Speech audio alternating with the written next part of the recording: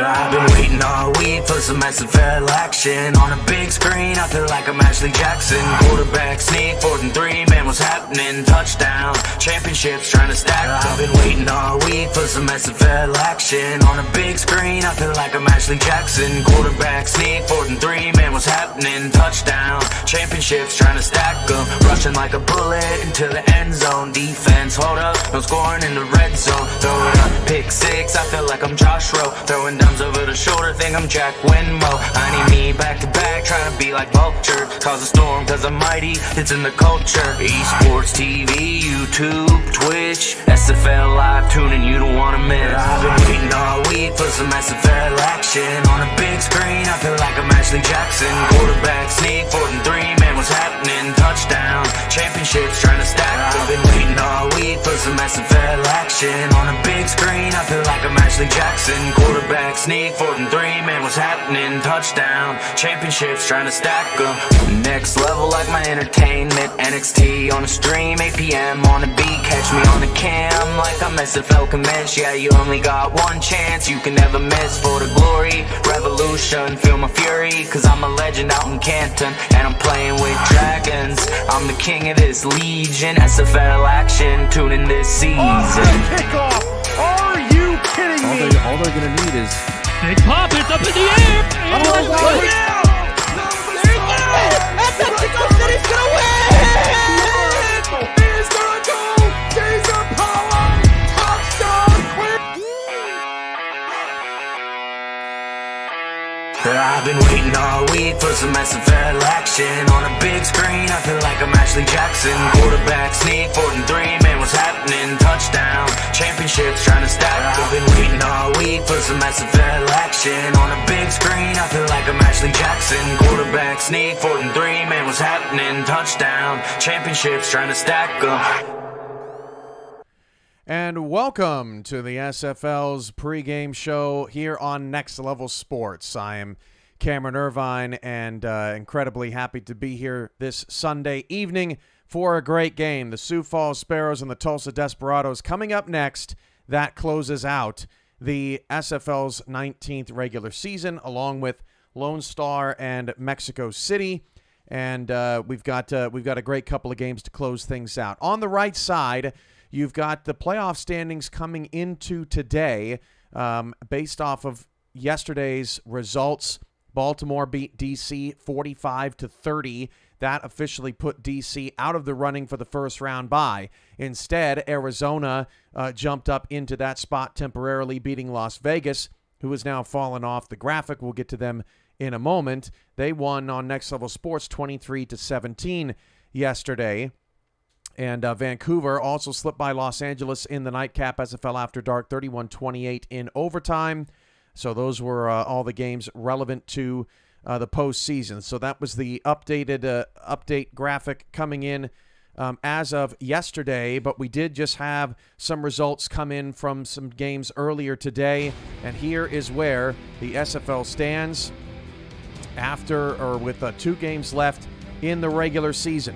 The Mexico City Aztecs have clinched the South Division after Houston just beat the Fort Worth Toros 31-28 just before we came on the air. That means that Houston has clinched a playoff spot as well, and Mexico City now will earn a number 3 seed and get a first-round bye unless Lone Star and Sioux Falls win their last 2 games. If that happens, or their last games here in this block. If that happens, Mexico City will fall to 5, and they will play in the wild card round at Estadio Matt Wilson. How about Sioux Falls coming up here tonight on Next Level Sports? They can breathe a little bit easier because they have clinched the Central Division after Indianapolis upset their rival Minnesota Legend 19-16 in overtime. That final just moments before we came on the air.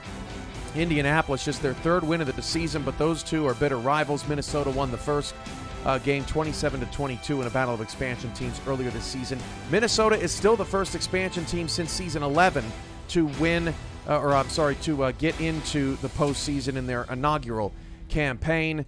Sioux Falls gets a first-round bye if they win, though, so still plenty to play for. If they lose tonight, they will host Houston in the 8-9 matchup of the wild card round. And Atlanta They are the last chance for a 6-6 team to make it. Mexico City and Sioux Falls would both need to win for Atlanta to make the playoffs, and Tulsa still a possibility to win tonight and not make the playoffs. They would be the first team in SFL history to go 7-5 and not make the playoffs.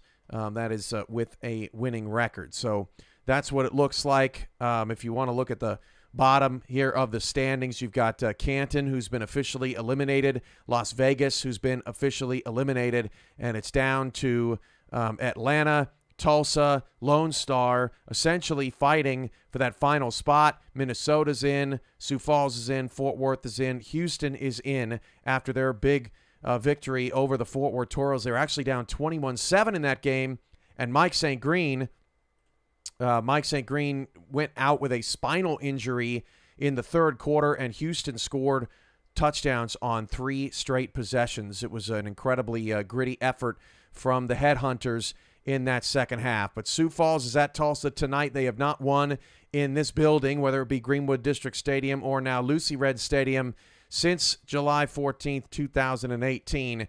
And Tulsa, who played some of their best football of the season last week against Baltimore, shorthanded without Douglas Brown, will look to come out firing tonight as they try to clinch a playoff spot and get back to the postseason. Remember, Tulsa beat DC in an upset in the wild card round last year before falling in a close game to Vancouver in the quarterfinals. This is going to be a lot of fun. Sioux Falls and Tulsa coming up next. Chris Curtis and Tyler Falk have the call. I'll have more details about the playoff situation at halftime. We'll see you then.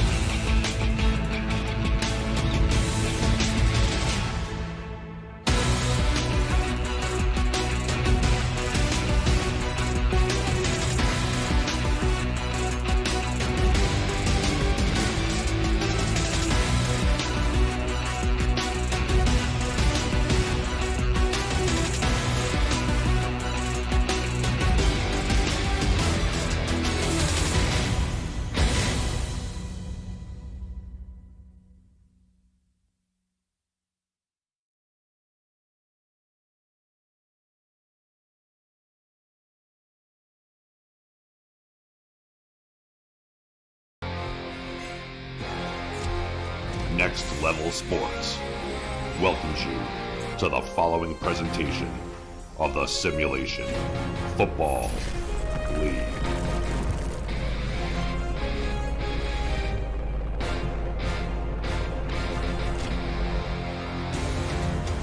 Week 14, the ultimate week of the SFL's regular season, the 19th one in its history. Comes down to the penultimate game on the schedule. It is the Sioux Falls Sparrows and the Tulsa Desperados in Tulsa, Oklahoma, getting ready to go with playoff lives still on the line with only 2 games left to go on the schedule. Chris Curtis, Tyler Falk at Lucy Red Stadium. Visit Lucy Red Energy Drink at lucyred.com and see why the energy is amazing. Tyler, it is a big fight feel in Tulsa. And we've only got 4 more scenarios to talk about, partner. Tulsa needs a win, but even with a win, they're going to need a little bit of help to make the playoffs today.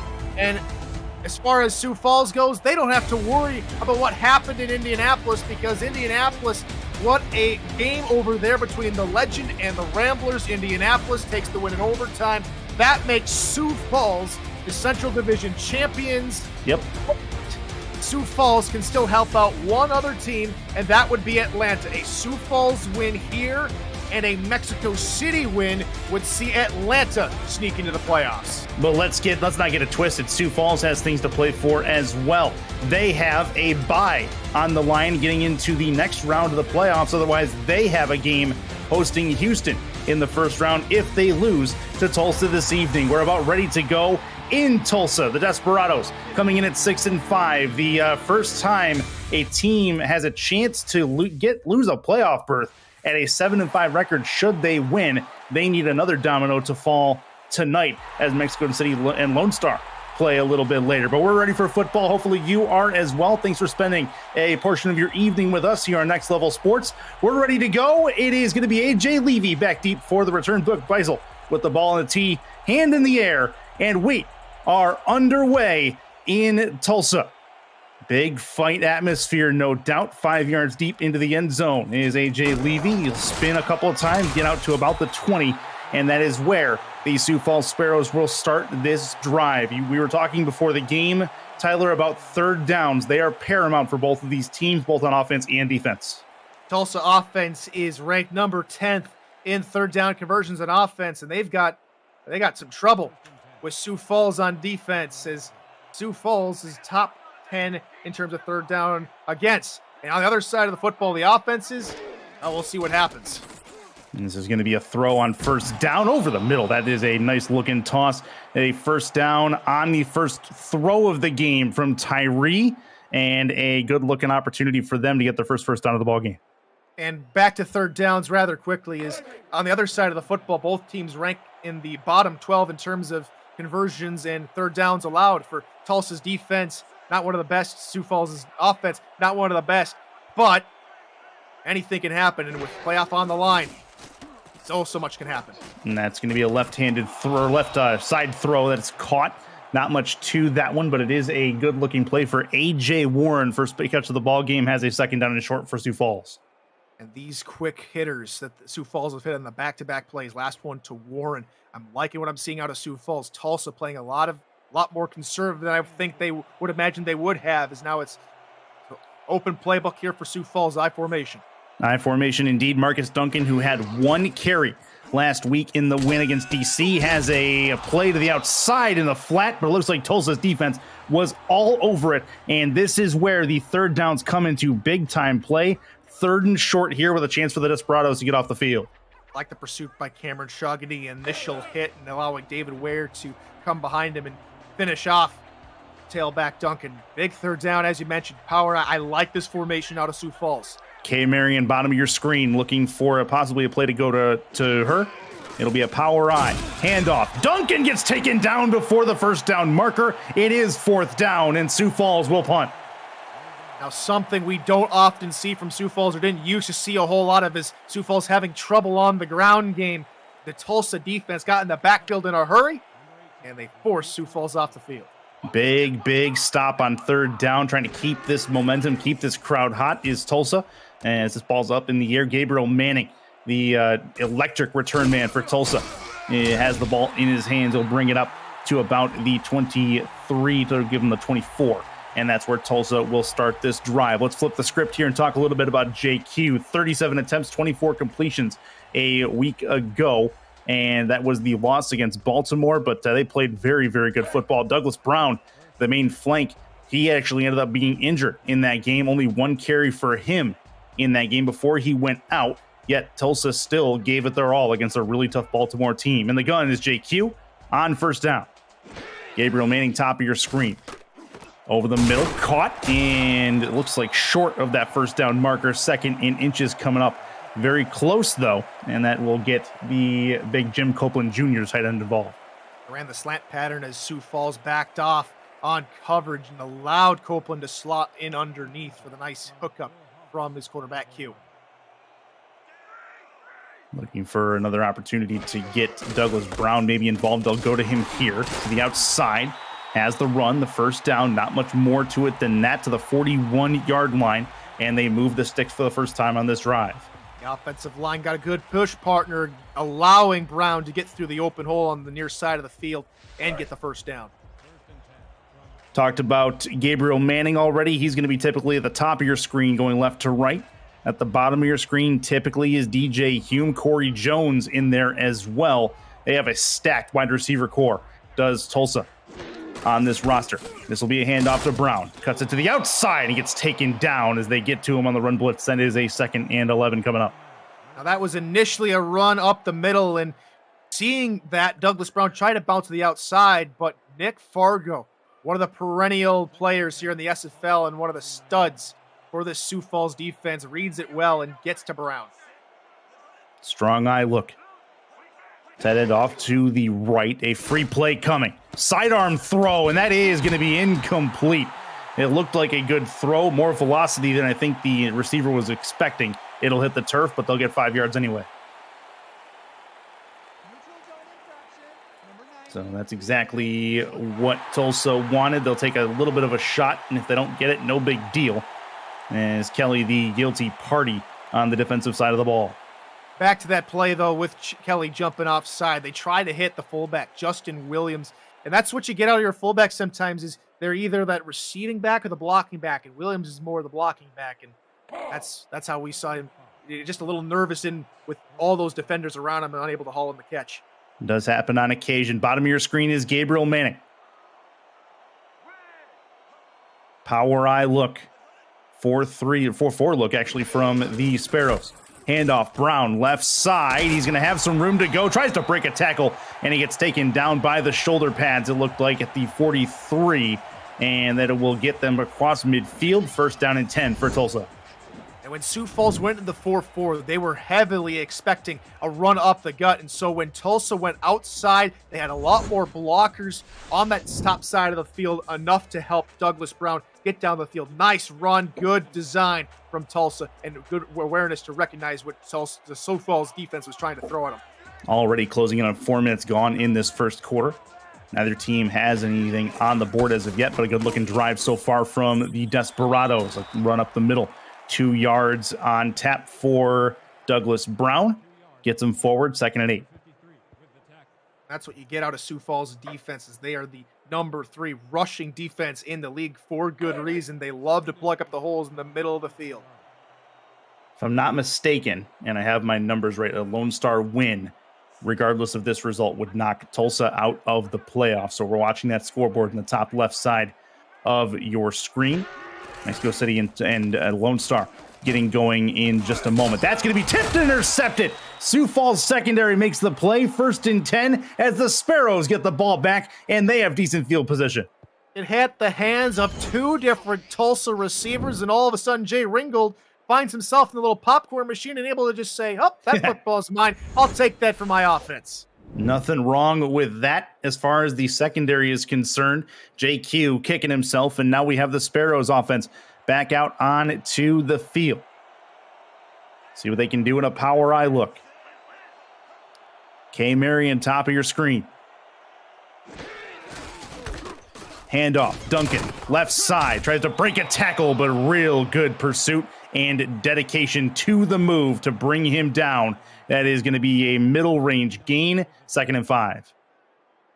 Very limited availability for Marcus Duncan a week ago on the ground. It's good to see Sioux Falls try to get him back in the game plan. Travis Arthur, the one on the stop there for Tulsa. 2nd and 5 coming up. In the gun, Tyree throws. That is tipped and incomplete. Deflection over the middle of the field. Both teams seem comfortable going that way towards the middle. This time it does not work out. 3rd down coming. That's going to put a lot of pressure on those linebackers to play coverage. And Philadelphia Collins, with a good awareness, just to sit in his zone and knock that football away.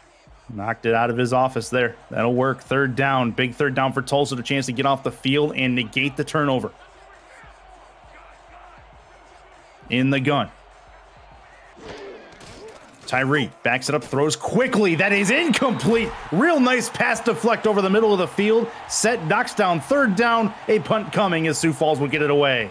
It was Collins again. He looked like he was shot out of a cannon looking at Julian Tyree and where he was throwing. Take a look again. All of a sudden, just zooming across your picture is Collins.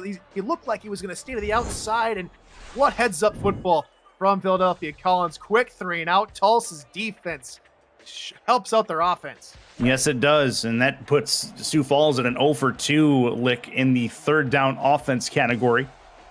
Not ideal, and they're going to give the ball back to Gabriel Manning, who is back deep for the return. Tulsa crowd looking to get loud about something. Over the middle, and that is going to be received at about the 28-yard line. He'll get up to the 31 with no big issue there. So 1st and 10 for Tulsa, their second drive after their first one ended in an interception. JQ can't really dwell on that as a popcorn ball ends up in the hands of the opposition. He has a chance to bring his Desperados down for another lengthy drive. Defense helps him out and partner real quickly. I'm liking what I'm seeing out of the Central Division as of late. Not a whole lot of high-scoring ball games. The defenses are the order of the day here in the Central Division. 5 wide for Q. Looking to toss it. Right side, found the seam. Good looking throw. Has it at the 45, the 46-yard line. Good work for Corey Jones to get open in that spot. You have to be confident in passing into coverage, and it looked like Sioux Falls had everybody locked down, but Q needed to fit it into a tight window for Jones, and he did just that. Just the second receiver so far to catch a ball from JQ. The other one, Jim Copeland Jr., as it sits right now. In the gun, bunch right for Q. Plenty in coverage. A lot of defensive backs out there looking to throw it. Plenty of time. Now the pocket collapses, and he's going to get dragged down. Big sack from Sioux Falls as they finally get home, and it looks like Q just took too long there. Took too long. It's a good coverage. Sack Biff Markin working hard, swinging from the outside in on the stunt, finds his way through the offensive line, and gets to Q. 2nd and long. Can't even see the yellow marker on screen at the moment. They're going left to right. Q throws over the top, looking for the first down. It's not going to happen. That is picked off, and Sioux Falls has their second pick in as many drives. And don't look now, but they have good field position to boot. Now, the first interception wasn't really Gate Q's fault. This one is totally on Mr. Q, as that's just an ill-advised throw. He's throwing into double coverage. He underthrows the football. Terrell Davis is in the area, and Sioux Falls the football right back. One of the matchups to watch, Terrell Davis versus DJ Hume, the number 2 cornerback versus the number 2 wide receiver for Tulsa, and Davis comes up with the win on that one. A criminally underthrown ball ends up in the hands of Mr. Davis. Now we have Sioux Falls in a split back look, shy of midfield, but they have a chance to use some momentum on a couple of early game turnovers. 1st and 10. Tyree tries to get out of the pocket, and he's going to get taken down. Tulsa's defensive line gets home. It is 2nd down coming. Jaden Swift gets off his blocker and just pounds Julian Tyree to the turf. And the defense surely understands what has to go on for them to make the playoffs, and they're playing lights out football. Both defenses on display here early in this football game. Split back look again. Tyree. Not going to take as long to get rid of it this time. He'll get it out to the right and get it back to the original line of scrimmage and a little bit further.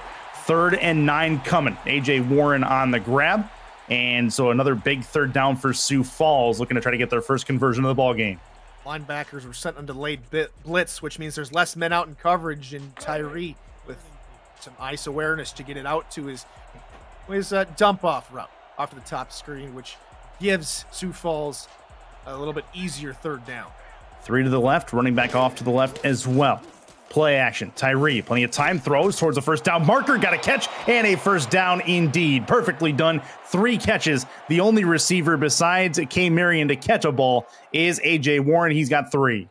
They spread the field, and that forced Lee Palmer to play man coverage against the Sioux Falls wideout, and that's just a mismatch, if you ask me. 2 to the right. I formation look. Marcus Duncan, the deep back. 4-3 on defense for Tulsa. Looking to throw it, get it out to Duncan. He's going to drop it. hits his hands, couldn't bring it in. He was running before he had the football secure. Second down coming. That's a very shocking drop. There was no defender in the area, and usually when we see that happen, there's usually a quarterback or someone willing to take away the football. It'll bounce off the back of the halfback like we saw there. This time it falls in complete second down. 9 catches, 46 yards a week ago in the win against DC. Couldn't bring that one in, and that creates a long second down. Tyree will go his way again. Duncan finally grabbed this one. He'll get a couple of yards. No further than that. Big third down coming up. If you're new to the SFL, the Simulation Football League combines traditional sports, esports, and a role-playing game into one. Team strategies are being executed in real time by our simulations as real-life players compete on the virtual gridiron. For more information about the SFL, visit our website at simulationfl.net. The SFL, we put the fan in fantasy. Tulsa crowd getting loud for a third down. Trying to get off the field again. Tyree play action, throws left side. That is caught, moving the opposite way from the first down marker is going to be Warren. He can't get to the yellow marker. It is a fourth down coming, and another punt for Sioux Falls. Last time they ran that play on third down, it worked. And it wasn't, again, man coverage, but a little bit more awkward throw with the pressure coming up into Julian Tyree's face. Forces Warren a little off balance, and Lee Palmer finally gets to Warren, and it's a punt for the Sparrows. And the third punt already here in this first quarter for Sioux Falls. Manning back deep. Sioux Falls going to try to pin them, their special teams unit, into deep Tulsa territory. This is a kick towards the right side. It was going to bounce at the 10 to the 4 to the 3, and he will touch the end zone with the foot as he gets possession. 20-yard lines where they'll be, 1st and 10 for Tulsa. Man's team guy couldn't haul it in. It bounced off his fingertips, Nathan Barnett, and couldn't haul it in right away. Otherwise, we might be talking about Tulsa being pinned deep. Otherwise, Tulsa breathes a sigh of relief, and they start in their own 20. Yes, indeed. Douglas Brown, who is one of the very good premier running backs in this league, looking to try to make an impact on this drive, I would think. JQ trying to fight through 2 interceptions. Brown on first down had some room. Right side. He has 3 men to beat the first one. Will bring him down at the 43-yard line. And it's good work from Douglas Brown to make a statement on the first play of the drive. A nifty little counter play for 22 yards, partner. That gets the defense thinking one way, and that gave a whole lot of room and time for Douglas Brown to scamper. You saw the linebackers actually moving that way as well. Counter can be sneaky as long as it's kept with all good things, moderation, as far as the run game is concerned. Weak eye look from the Desperados here. 1st and 10. The 42 is where they're at. Q puts it to the outside. Found a catch for Gabriel Manning. First in a little while. Has him 3 yards. 2nd and 7. Glad to see them throw the football past the line of scrimmage too often. On that similar play, we'll see the quarterback dump off to the halfback. Good for positive yards and get Gabriel Manning a little bit involved in the offense. Got to get him into a rhythm. He can be an absolute game breaker. No doubt about that, but the rhythm is important as far as quarterback to receiver is concerned. 4-3 look from Sioux Falls. Weak eye look for Q. Q to the outside, has it in the hands of his receiver. Nothing doing. And it is going to be 3rd and long coming up as Douglas Brown can't break free. You run a similar play scheme on back-to-back plays, the defense is going to be alive to it, and they were on that time getting into the backfield. 3rd down chance for Tulsa. In the gun, bunch right. They've ran this play before, and they went Manning's way on the previous attempt. We'll see where they go here. As the football, 3-step drop, looks, throws deep over the middle of the field, and it's overthrown. Didn't quite have DJ Hume like he thought he did, and that is going to be a 3 and out from the Tulsa offense as they'll punt it away. That was the matchup you alluded to, Davis on Hume, and Hume, it looked like he had a step on Davis, maybe just a little bit of overthrown from Q, just not enough pace maybe from Hume. Ball falls to the turf. And the Hall of Famer A.J. Levy back ready to receive this punt. Punt is in the air. Levy will camp underneath it at about the 24-yard line, and a host of Desperados are going to get to him before he can do any damage with it. And that is going to bring the Sparrows back out one more time to see what they can do. No turnovers yet for Sioux Falls. 3 punts in the first quarter of play. They're looking to try to clean that up and maybe start a drive of their own. Really haven't done too much to complain about. Just not being able to convert on third down is the big thing, but massively for Tulsa, third string corner Skinny Washington out of the ballgame currently. That actually got hit as he threw as Tulsa got home. That was Jaden Swift who came up to make that play, hit the quarterback, knocked it out of his hand. No fumble, but an incomplete pass. I was half expecting the lineman there just to pluck it out of the air as it hit his hands. Nonetheless, it's second down, and Sioux Falls might want to go and rethink the run game just a bit, maybe spread out the distribution just a little bit to move them down the field. They got to get the ball out of the hands of Tyree. Tulsa's been getting home pretty regularly to the outside. Put it in Duncan's hands. Duncan to the outside. You will get 6 and make it a 3rd and 4. And a key third down here, trying to extend a drive for the first time in this game, or for the second time in this game, is going to be Sioux Falls. They'll try it here.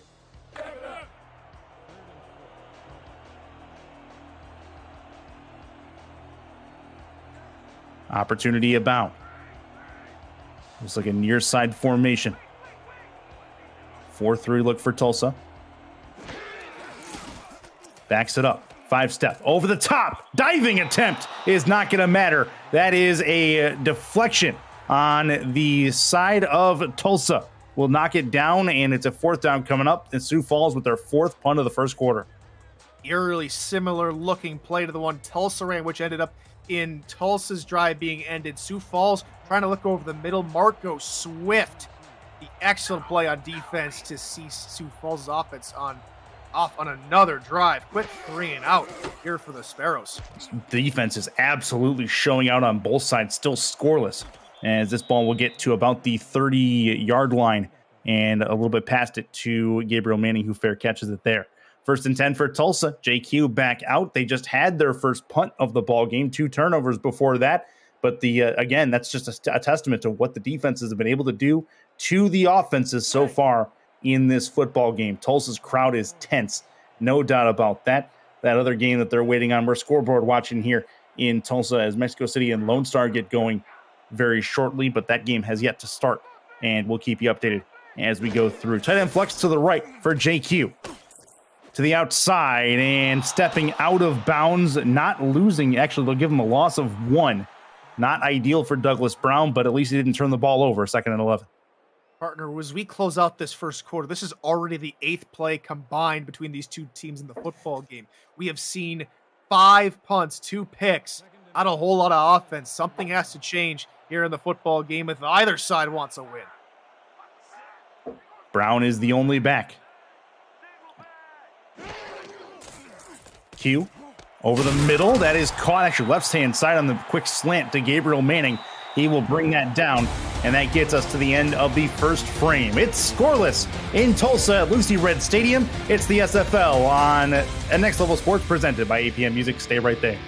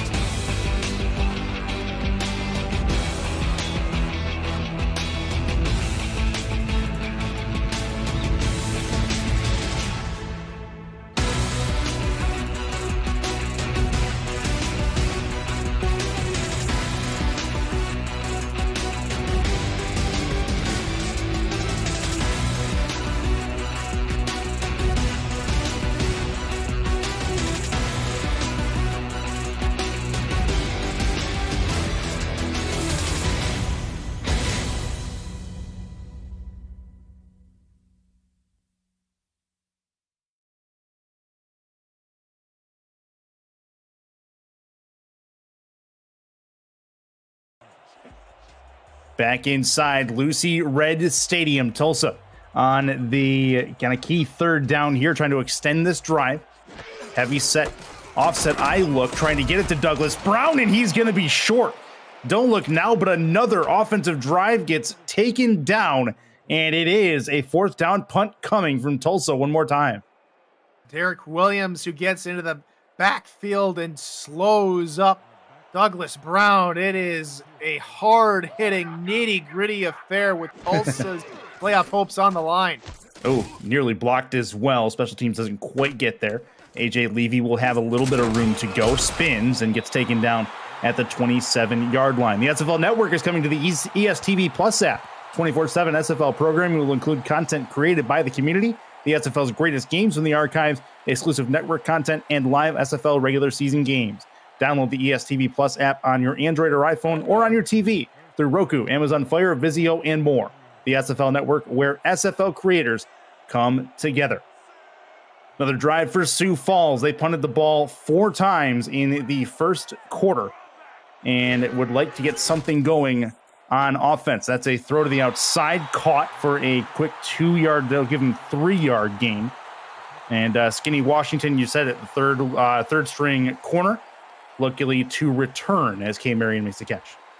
Good news for Tulsa. And we saw the strong safety, Marco Swift come down and try and play a little extra coverage to try and help out in the underneath routes. Unfortunately, didn't play the right side. Maybe we should have brought the free safety down instead, as Sioux Falls able to find a couple yards. Far formation look for Sioux Falls, and the QB sneak up the middle. Doesn't go very far. They will give nothing, I believe, and that is that's a big third, that's a long third down coming up, and Berto DeMora comes up with the stop there. Take a chance with your QB every time you run a sneak, because those guys are pivotal to your offense, and the guy like Berto DeMora laying the lumber on your quarterback, you got to be making sure that your quarterback stays healthy. 3 to the right. That is Marcus Duncan off to the right as well. Play action. Tyree, they've gone this way before. That's a catch and a first down. Only the second first down of the game for Sioux Falls on offense on a 3rd down conversion. And that is a Michael Knight reception and a 1st and 10 for the Sparrows. The defense went with a hard slam the line, trying to get into the backfield quickly, and the coverage backs off enough so that Knight is all alone on the sideline practically. And finally, Sioux Falls is able to start moving the football down the field. Well, they've got a 3rd down conversion anyway. We'll see if they can do anything else with it. K. Marion, top of your screen. 2 with Tyree, and Tyree's going to try and run. Tulsa was having none of that on the defensive line, and Tyree bites the dust. I think that's an understatement, partner. Mike Mello just completely obliterated the quarterback in the backfield. Tyree is going to feel that one in the morning. I'll say it then. Is Tyree a little bit of mellow yellow right now? I would think so. This will be a throw for Tyree, and he's taken down again. A spare makes a 3rd and very long situation for Sioux Falls. Tulsa almost seems offended by that 3rd down conversion earlier. Very mellow yellow as Mike Mello again says hello to Julian Tyree. Can you make it 3 for 3 in as many plays, partner? Again, scoreboard watching as well. The other game has gone live. It is the Aztecs and the Glory, Mexico City and Lone Star, which has major implications on this game as well. But right now, a 3rd and long. Tulsa's defense trying to get off the field again. Play action for Tyree. Pump fake, plenty of time. Goes for a long play, and it is incomplete. Probably should have been picked. Michael Knight, the intended target, but it'll hit the ground. 4th down coming, and Sioux Falls will punt. Mike Mello was breathing down the neck of Julian Tyree, so Tyree tried to force the pass in and nearly picked off by Marco Swift, who read Tyree's frantic eyes well and got in the way of the pass. Talk about Mike Mello. He went absolutely ape along that particular drive. And now it's a chance for Tulsa to get some decent field position out of this, depending on how far this punt goes. Manning is back deep for the return. He will fair catch it at the 27-yard line, and that's where the Desperados will start this next drive. The SFL Weekly Fantasy Contest is officially up and running. Think you can draft the best team every week while staying under the salary cap, or maybe you just want to enhance your SFL experience. Free to play, no season-long commitment, and a new contest opens every week on Tuesday night. Join now and show off your fantasy skills to the rest of the league. Contact Jack Wall, Stephen Hacker, or Hunter Norwood to join today. I formation for JQ. 2 to the left, 1 to the right. Looks, throws, left side. It is incomplete. A dangerous ball in a dangerous area, but no avail. 2nd and 10. Manning and Hume, the wide receivers in the area, along with the trio of defenders that were blanketed all over them, all in the vicinity of the football, and neither offense or defense can come up with it. Nathan Barnett, chief among those in coverage on that ball. 2nd and 10. Q has 3 to the left and a gun straight look. Plenty of time in the pocket. Deep left side. That is picked off. 3rd interception of the game, and back the other way comes the corner, bringing that. It's 1st and 10 for Sioux Falls with great field position to boot, and another turnover caused by that secondary. It's John Barnhart, who understands what Tulsa like to do. They like to get Manning on these wheel routes, and it goes for some success, and for other times, it goes for not. And Barnhart in the area, reading it really well, in fact, coming up with the football. We talked about the matchup between DJ Hume and Terrell Davis. We ought to talk about the matchup as well between Gabriel Manning and John Barnhart. And right now, Barnhart has the +1 in that particular matchup. 1st and 10 for the Sparrows. They're already in plus territory, already in field goal range. Left side, and that one is complete. It is incomplete for 2nd and 10. K. Marion, your intended target. Travis Arthur, the free safety, comes streaking down out of play in center field to knock that one away, nearly taking the football right back for Tulsa. You mentioned it, partner. It's the first time that either team has been in plus territory, first time that they've been in maybe field goal range all football game. Well, 2nd and 10. So they survive that particular scare in the gun. Looking to throw. Quick throw to the right side. Get it in Duncan's hands. Duncan will break a tackle and get 1. Not much more than that. Glory take a quick 3-0 lead on the Aztecs at Estadio Matt Wilson. The biggest thing about that game, if Lone Star wins, regardless of what happens with this game, Tulsa is out of the playoffs at 7-5 if they win. So crazy bit of a stat there. That'd be the first time in SFL history that a winning record of 7-5 does not get into the playoffs. Left side, that one is caught. And a fourth. That was the 3rd down play. 4th and 1 now for A.J. Warren as he couldn't get to the sticks. And Sioux Falls in field goal range. We may see our first points of the game. They force the Sioux Falls offense out on 3rd down, possibly. Ooh. No, here they come, back on offense, 4th and short. Okay, now the question is, do they snap it? They're in the gun. This looks like it very well could be. 4th and 1. Does Sioux Falls make this decision? 4-3 look on defense. Tulsa may not be convinced that they're trying it. And it looks like that is indeed the case. They're going to try to draw them off sides. Doesn't work. And a Sioux Falls timeout will lead to a field goal attempt. Now that it's early in the game, I like the idea to try and be aggressive, try and throw Tulsa through a loop. There haven't been any scoring, so you really don't lose anything from this timeout. It's the first half. So let's see what happens here. This is a good opportunity for Zostil Black, the kicker for Sioux Falls, to get the first point of the ball game. 2 for 2 a week ago in the win against DC, a 40-yard long. See if he can add some points to the board for Sioux Falls. Ball being snapped at the 22-yard line makes it a 39 or 40-yarder from the left hash. Special teams trying to get the first points on the board for Sioux Falls. Snap good, hold good, kick up and on the way. It is up, and it is through in a 3-point lead for Sioux Falls. And believe it or not, the way this game is going, those 3 points loom rather large the way these defenses are playing right now. Points. We got points, We partner, do. in a very tight and defensive contest. Everyone's at home breathing a sigh of life. We have life here in Tulsa, and now it's Tulsa's turn to try and make something happen. Sioux Falls started in plus territory, couldn't really do too much about it. We'll see if Tulsa's offense has a little bit more favor going their way. Manning back deep for the return. He has it just a yard into the field of play. He'll put it to the left-hand side. It goes into the crowd, gets taken down at about the 25-yard line. Tulsa back up onto the field. Their offense trying to recover from the turnover that led to 3 points. And JQ kicking himself a little bit. He's got to get that turnover bug under control if Tulsa has a chance to make the playoffs. That's something that he has struggled with all season, as now he's thrown 3 interceptions here tonight. Have to start making some more conservative passes and try and put a drive together. Had 2 a week ago in the loss against Baltimore.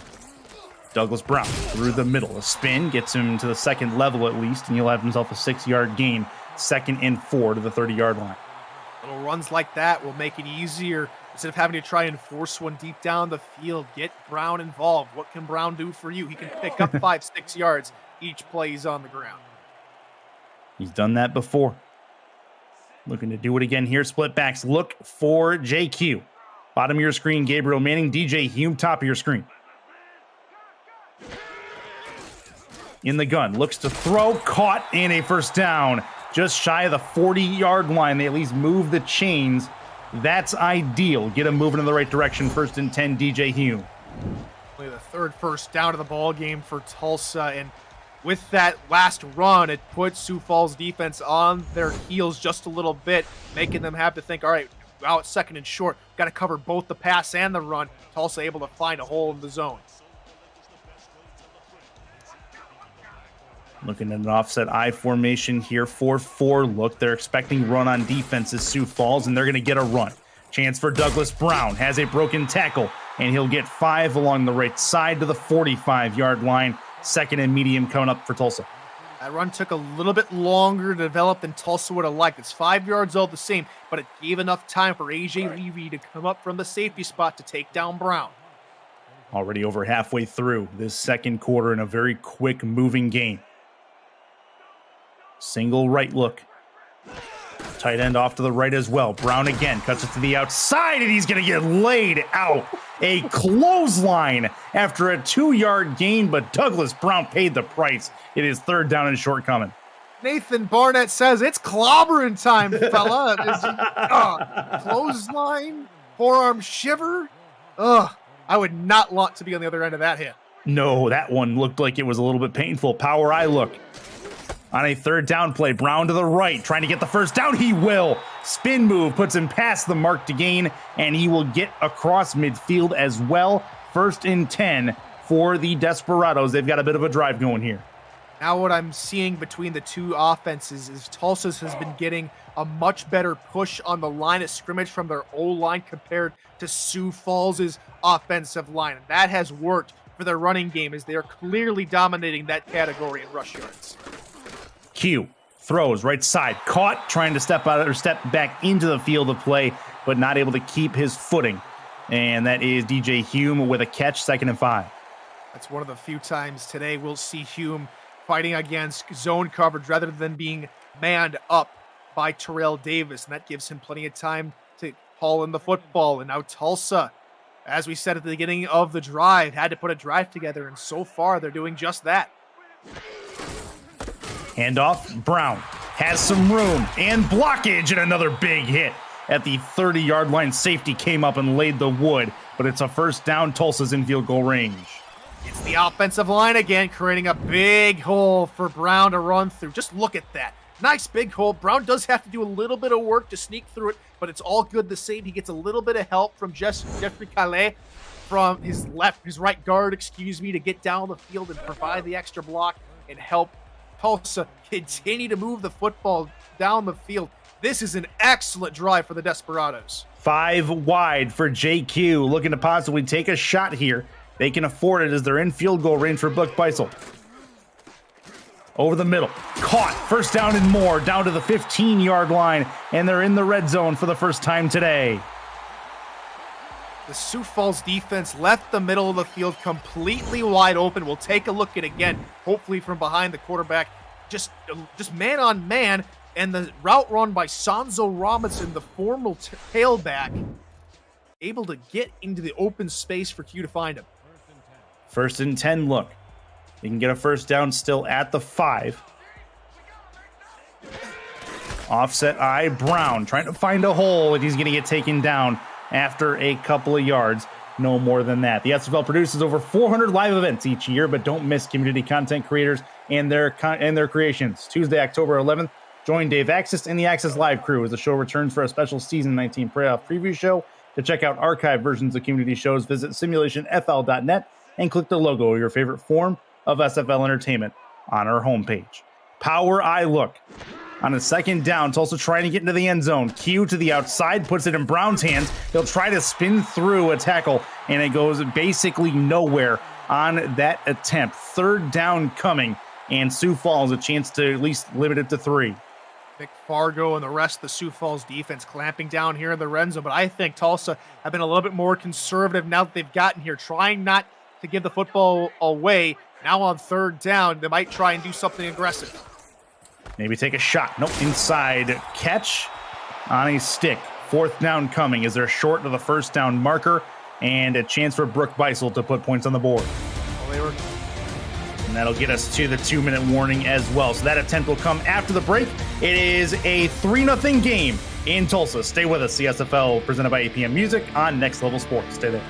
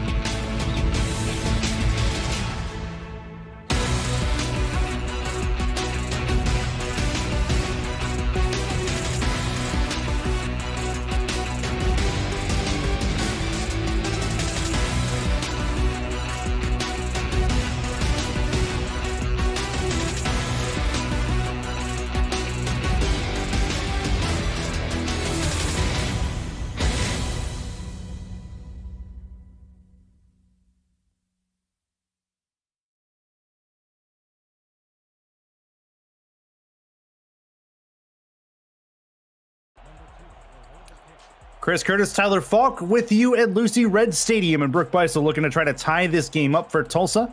It is a 27-yard attempt from this spot chip shot from the right hash. Trying to get back even.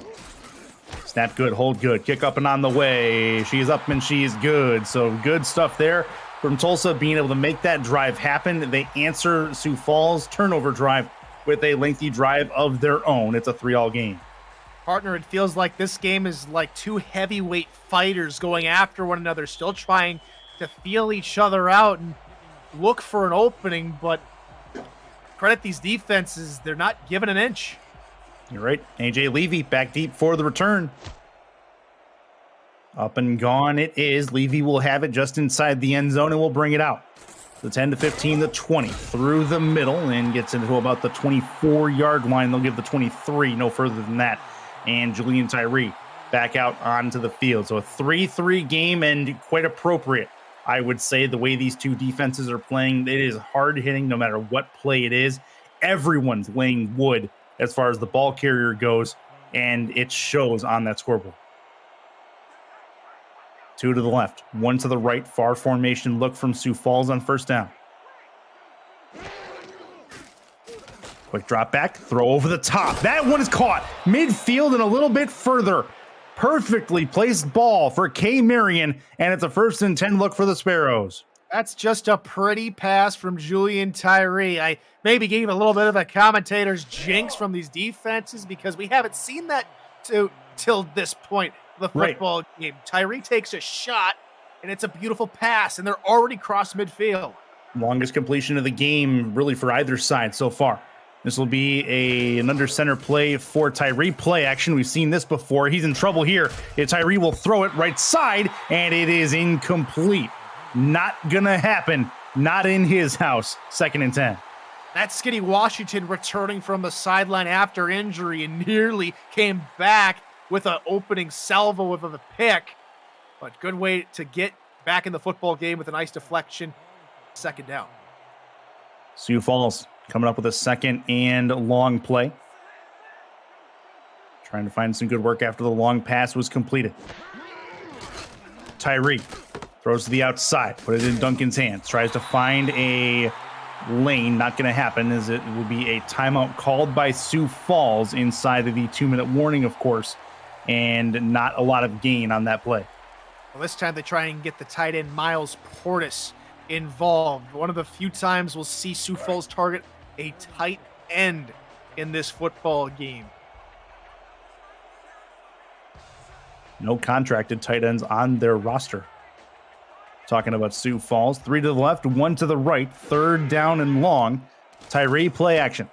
Pocket holds. There's Seed over the middle. That's a 1st down and more. Out to the 29-yard line. They're going to try to hurry it up here. Only 1 timeout left. See if they can get themselves closer. Left side, caught. Footwork is stout, out of bounds. 2nd and 1 after AJ Warren brings that in and they get closer to the red zone. So back to that first play, the Tulsa defense tried to cover the short route. Tyree with a nice touch pass gets the 1st down, and then Tulsa try and do the opposite on the 2nd play, try and cover the deep routes, and they leave the flats wide open. Good decision making from the Sioux Falls offense at the moment. Taking advantage of the Tulsa decision making at this point. Power eye look. Tyree to the outside. That's Duncan. Has the 1st down. Tries to spin past 2 desperados. Nothing doing. They'll try to keep the up tempo going. 39 seconds left in this first half. They keep the power eye, obviously. Backing it up. Pump fake. Throw to the outside. Duncan again. Has some room and some blockers. Has a chance. Towards the pylon. He's in. Marcus Duncan. Touchdown. First one of the game for either side. And it's going to be a 10-3 game pending the extra point. You would think, partner, after they ran the screen play on the first play of that quick little hurry up, that Tulsa would be alive to it. This time it works even better. They get more blockers out than Tulsa has defenders, and Duncan gets to the end zone untouched. Excellent job from Sioux Falls to get our first touchdown of the day. Great looking drive from Sioux Falls as well to be able to answer that. Only really just a crazy sequence of events, just 7 plays and 80 yards as they started that from their 20-yard line roughly. That's fantastic for Sioux Falls, as they're going to be able to take a touchdown lead likely into the half in a game that Tulsa must have. Kick is up and on the way from Zasho Black, and it is good. So a 10-3 scoreline is indeed what we see. Wow, that's a heck of a play, and if I'm not mistaken, it is going to be the Sparrows who get the ball to to start the second half as well. It'll be the Desperados to get the ball, start the second half, and Mexico City gets a weird scoreline. Looks like there's a safety over in that ball game. And 3 straight scoring drives here in this one.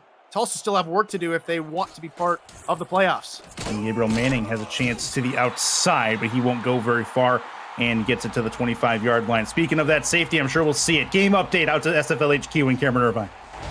Thank you, Curtis. Mexico City channeling their start of their franchise, the Santa Fe Gorillas tonight, and they channel in some defense here. They get Ike McBride down.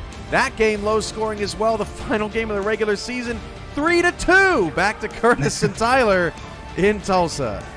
Sounds like an exciting baseball score over there, 3-2 in the first quarter. Chance for JQ and company. Problems rising, though, and Sioux Falls defensive line gets home. 2nd down and 15 coming up after the sack. Another fantastic coverage sack. This time it's Darius Hawkins getting in the backfield. That might be the final play of the half. Be a nice momentum bringer for Sioux Falls, but it looks like a 5-wide set. They're not going to get it off. So that is going to bring us to the end of the first half. It is a 10-3 scoreline for the Sparrows. We will bring you the halftime break in just a moment. This is the SFL, brought to you by APM Music on Next Level Sports.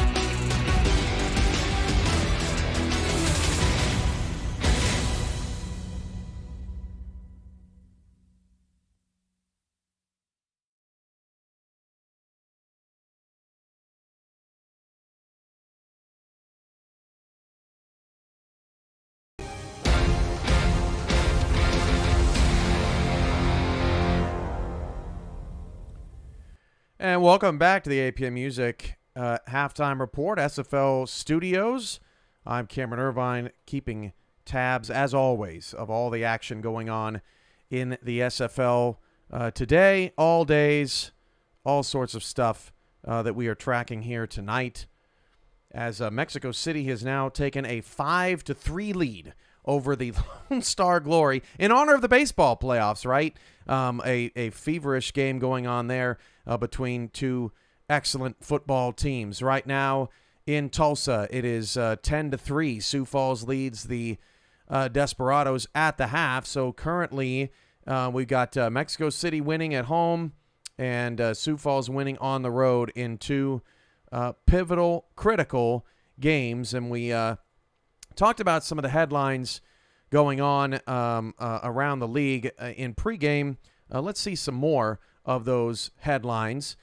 For Arizona, the bye is still in play. Now, for Arizona to get a first-round bye, they need Lone Star and Sioux Falls to win. Currently, only one of those is happening. If that is the case, then Arizona would end up playing in the wild card round as the number 5 seed. How about the Cinderella legend, the expansion legend? They are in the playoffs. They did get upset today in overtime by Indianapolis 19-16, but they are certainly happy to be here. If Mexico City wins, Minnesota will be the number 11 seed, and if Lone Star wins, Minnesota will be the number 10 seed. Always interesting interesting scoreboard watching for the teams that are kind of in that 10 through 12 no man's land in the wild card seeding, trying to figure out where they're going to go next week and where they're going to fall. How about the Fort Worth Toros? They're going to end up on the road in the wild card round thanks to back-to-back losses on game-winning field goals to Arizona and Houston, who also made the playoffs. And if you think about it, if Fort Worth won that game, Houston would have been 6-6 and likely out. if Arizona would have won that game, they would have been 7-5 and potentially have not won the West Division. So really crazy stuff there for Fort Worth. So they're going to end up on the road in the first round. Now, if Fort Worth, let's take a look at what they have here. They would be the 11 seed if Lone Star wins, and they would go to either Vancouver or Florida, and then they would be the 10 seed, Fort Worth. If Mexico City wins, they would go to either Vancouver or D.C. So still a lot to be determined there for the Fort Worth Toros. Let's look at some other headlines around the league coming into today, this final day of the regular season, and there's a lot to discuss. You've got Mexico City. They won the South. They're in action right now, again up 5-3 on Lone Star with 6:20 to go in that first half. They will earn the number 3 seed unless Lone Star and Sioux Falls win. And right now, Sioux Falls up at the break on Tulsa 10-3. Sioux Falls has won the Central. They get a first-round bye if they can come out of Lucy Red Stadium with a victory tonight. They will host Houston in the wild card round with a loss. And then Atlanta still hoping for the improbable here. The lone 6-6 team left. They need Mexico City and Sioux Falls to win. Both of those things are currently happening at the moment. But Lone Star just completed a long pass to Greg Soto, and the Glory have a touchdown. So Lone Star has taken the lead over on the SFL Twitch channel 9-5, and slowly but surely that game in Mexico is getting out of the baseball scores. So that's a look at some of your headlines there. We'll have a full crew on hand for the playoffs that start next week, Saturday at 6:30 p.m. Eastern, right here on Next Level Sports. Those matchups and the complete week's schedule of games to be determined. But it's going to be a fun one, and I'll have a guest joining me in the studio. We miss Mike St. Green very much. Kind of a gap week for us as he started got a second job, I guess you could say, since he's here all the time anyway for us.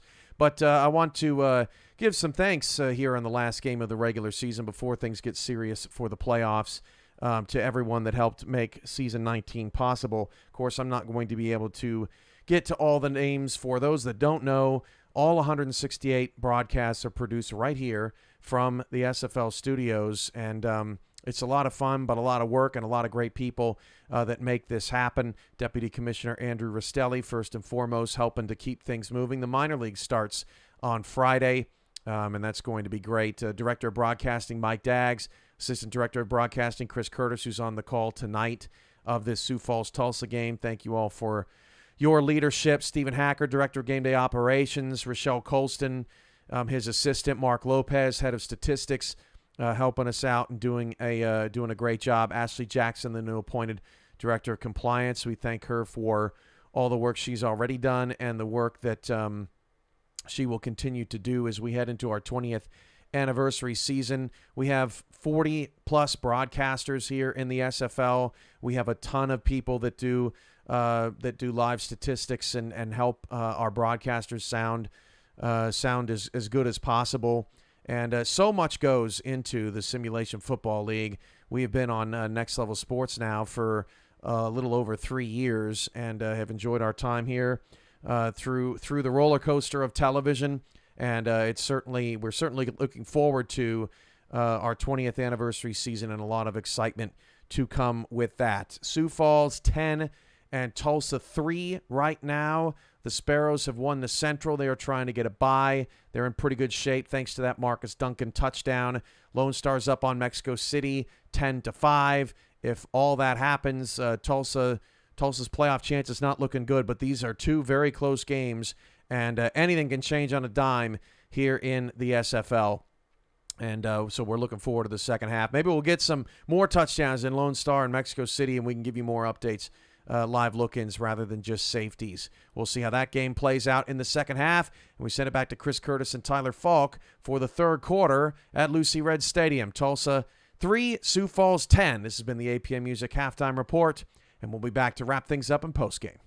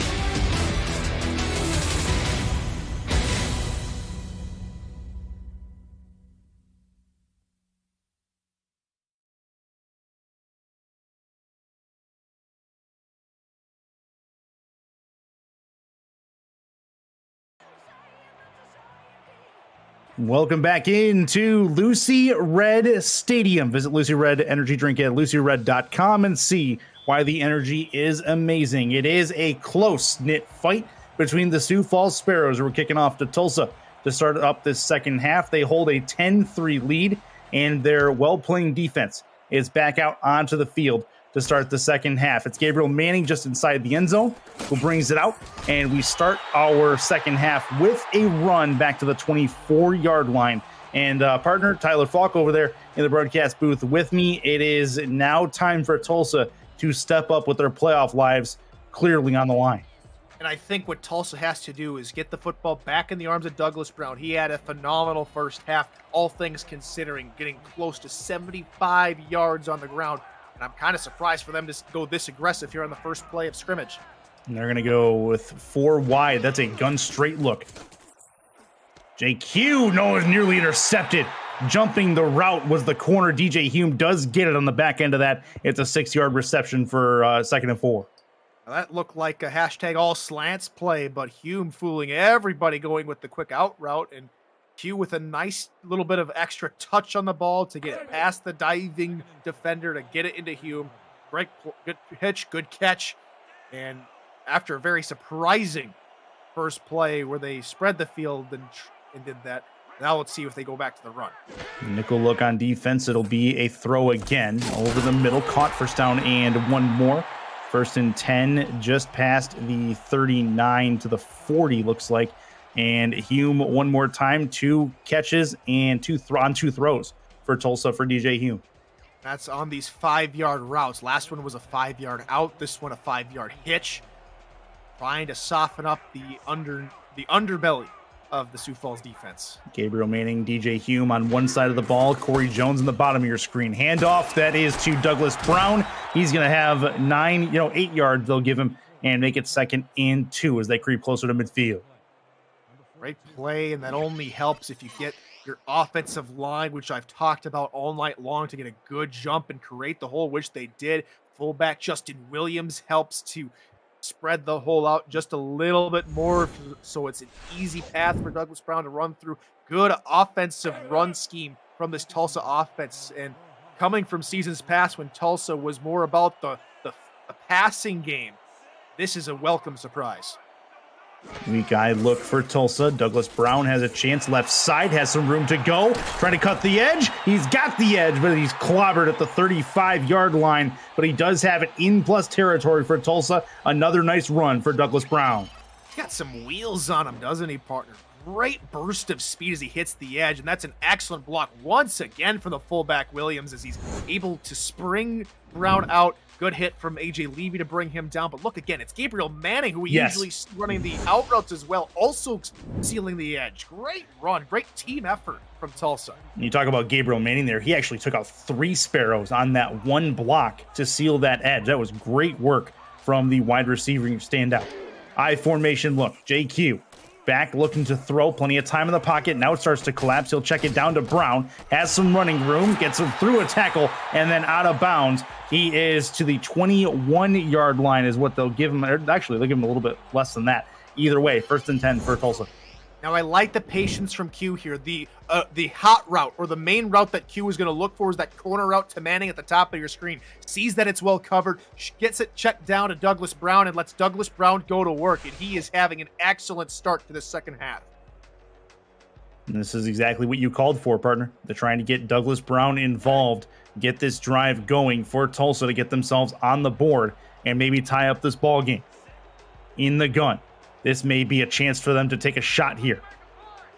Manning's in the slot off to the right. DJ Hume is the bottom of your screen. Looking to throw, get it to the outside instead. Coming back to the ball is Corey Jones. That is not ideal. They'll lose some yards. And Terrell Davis comes up with a real big hit on Jones. Barrow sets the pressure on the line. Defensive line breaking through for one of the first times tonight through the offensive line. It's a good job from Jones to come back to his quarterback and help him out, but Terrell Davis is on him like glue.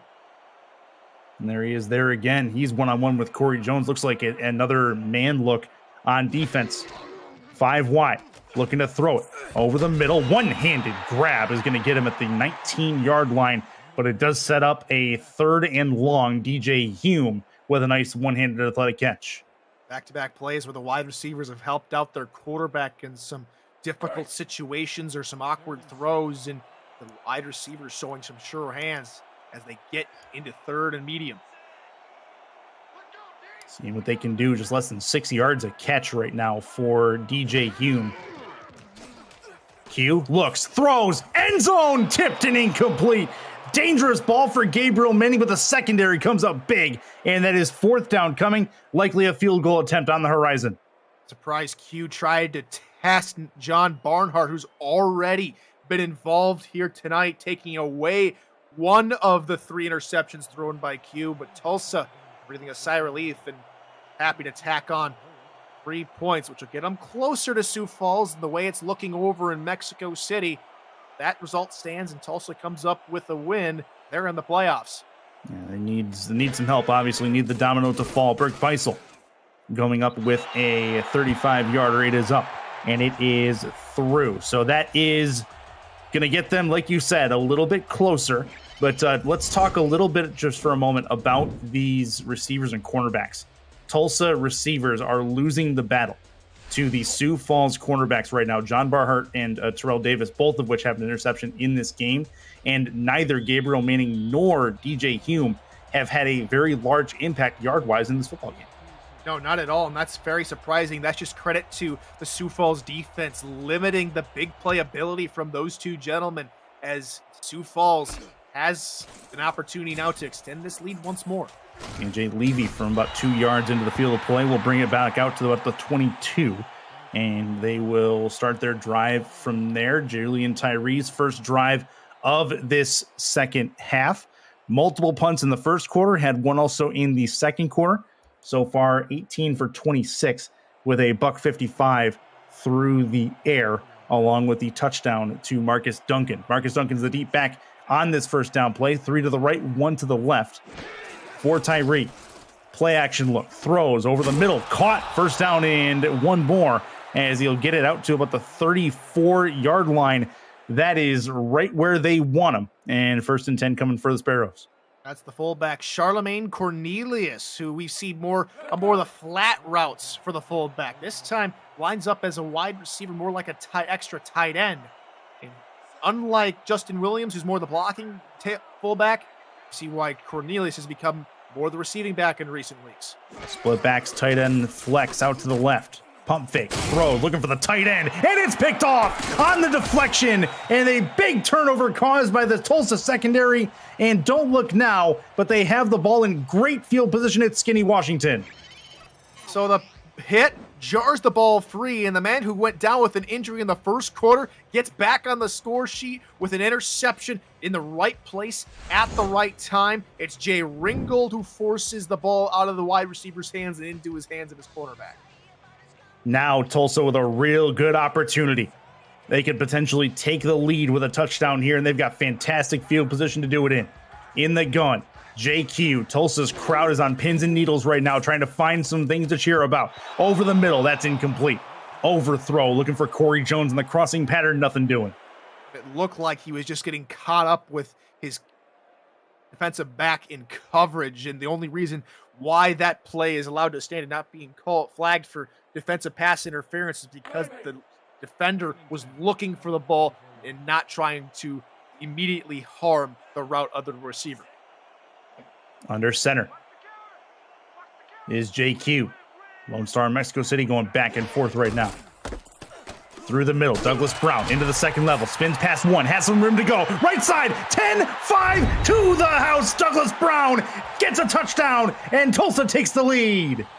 Brown delivers an outstanding touchdown run, and it's just a long time coming for this Tulsa offense all night long. They have won the battle in the trenches on the ground, and they let Douglas Brown go to work. They set up blockers deep downfield. He gets a nice move on the one man that he has to beat by himself, and that's all you need if you want to score here in the SFL. Tulsa in front for the first time tonight. And they have a chance to take a 3-point lead on the foot of Brooke Beisel. And that gives Tulsa their first advantage of the night, taking advantage of the turnover caused. trying to make it a 3-point advantage. Every point crucial right now. And it is indeed 13-10. No problem there. 17-12 in the other game. Lone Star leads Mexico City. If that holds, then this Tulsa effort to get the lead doesn't matter much.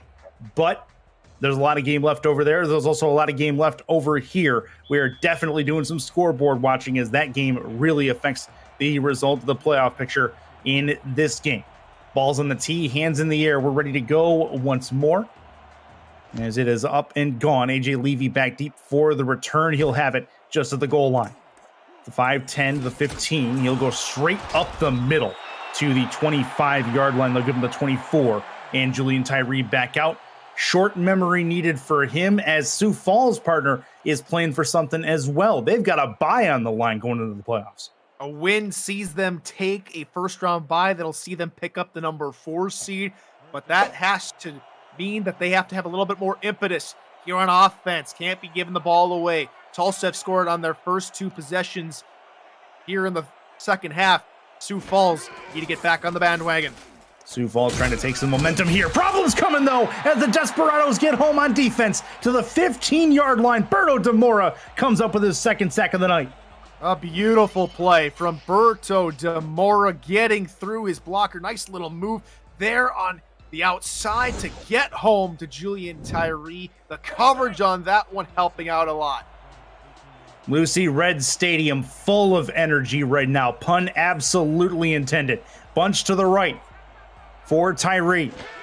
Tulsa trying to find him again. Marcus Duncan in the flat. He's going to get past 1, but not past 2. He'll get back some of those yards, make it a third down coming. The SFL Minor League is about to begin. Games kick off Friday, October 14th on SFL YouTube, and it's not too late to create your player and get him or her involved in the next rookie class. Season 20's rookie draft takes place December 17th and 18th, so don't miss your chance. The sooner you create your player, the better your player will be on draft day. For more information, visit simulationfl.net. Ball over the middle, first down and more out to the 38-yard line. Has a chance for Sioux Falls to move the chains. The first chance we've got to see Noe Terrazas with the football in his hands. Also sending the delayed blitz, and we've seen it a couple times tonight where that has not worked out for their advantage, where they give up the middle of the field, and that's where Sioux Falls has been targeting when they send the blitz. Split backs look. Tyree with the football to the outside. That is caught.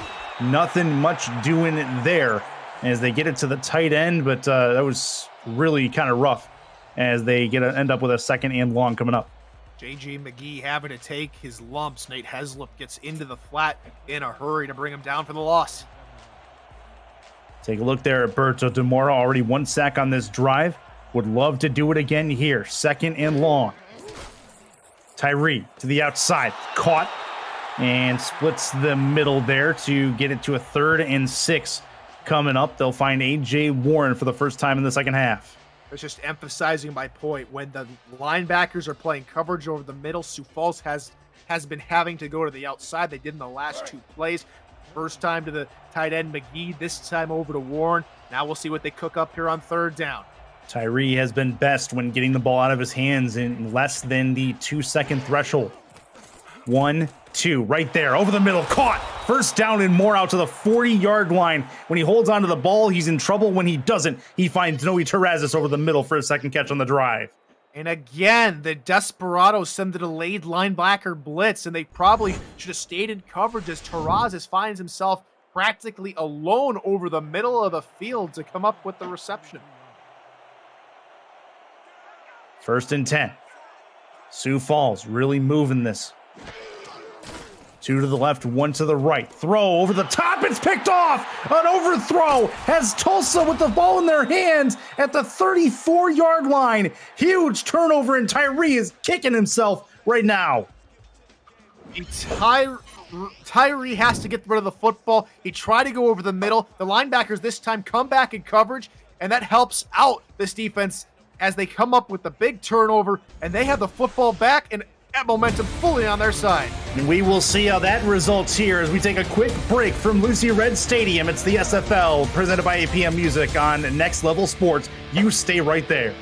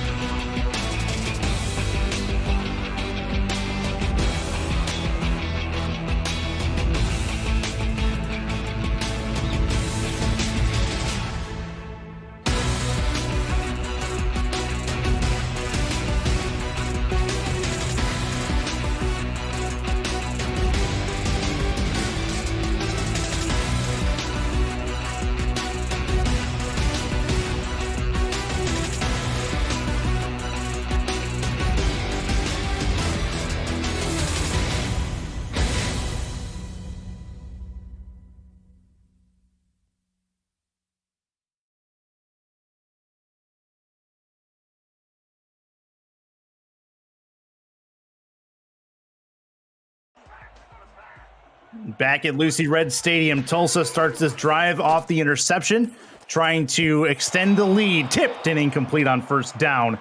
Nothing doing. DJ Hume, the intended target there. 6 for 8 on targets. Not able to bring that one in to make it a first down again. Great deflection. Almost landed in the breadbasket of the downed referee in the defensive backfield. About 2nd and 10. The defense trying to pick up their offense as Tulsa try to take this game by the horns. 2 to the left, 1 to the right. I formation look with Brown as the deep back. Handoff. Brown spins past 1. Second level. Tries to spin a second time. And he'll get taken down after a 9-yard gain. 3rd and short coming here in very short order. Let's update the third down total. We talked about that at the top of the broadcast. Sioux Falls 5 for 11 in this game so far. Tulsa right now only 1 for 6. They would love to get their second conversion here if they can to extend this drive. 3 in the backfield on a power eye look. Q, handoff, Brown, first down and more, spin, broken tackle, 2 broken tackles, and finally gets taken down just past midfield. They extend the drive again and get their second conversion. Only needed 1, they got 9, and Douglas Brown, after a very slow first quarter for the Tulsa Desperados, they start giving Douglas Brown the football, and he has rewarded them by getting chunk play after chunk play, already closing in on the 170-yard rushing total tonight. That is Corey Jones at the bottom of your screen, Gabriel Manning top of your screen, DJ Hume is in the slot. Split backs look. Looks to throw it over the top, looking for Manning, and it's incomplete. The secondary, the safety jumped up to take that away. Couldn't quite make the play to catch it, but it is second down coming. Now that is the perfect coverage call for that play as Sioux Falls sent the blitz, but they knew it'd more than likely be a deep ball to Gabriel Manning, and they read it well as Jay Ringel be kicking himself, as that could have been a pick. Gabriel Manning had a step on John Barnhart there on the post route, but nice work by the safety, Jay Ringel, to come up and make that play. 2nd and 10. Handoff, Brown, right side, trying to cut through, and he's going to get taken down after a couple of yards there. Nothing much doing past that, and a 3rd down and long coming up. Safety A.J. Levy had crept up to near the line of scrimmage, and that helps out in run support. Only a 2-yard pickup for Brown. Dime look for the Sparrows. Single right look in the quads for the Tulsa Desperados. Over the middle, that is incomplete. Got it. Getting a hand on that was, again, your boy E.J. Levy coming up with the play. 4th down and a punt upcoming for Tulsa. If it's not for Levy, who again had crept down to near the line of scrimmage to help out on the short routes, we're talking Corey Jones into the end zone. He was all alone behind the defense. So a punt upcoming fairly quickly here. Sioux Falls going to get another chance to come take back this lead. Mexico City has taken the lead over there as well, 19-17 in that game. Levy back deep for the return. He'll let it bounce at the 10 to the 3 to the 1-yard line, and that is where the Sparrows will start this next drive when we come back to Lucy Red Stadium. Stay right there. It's the SFL on Next Level Sports.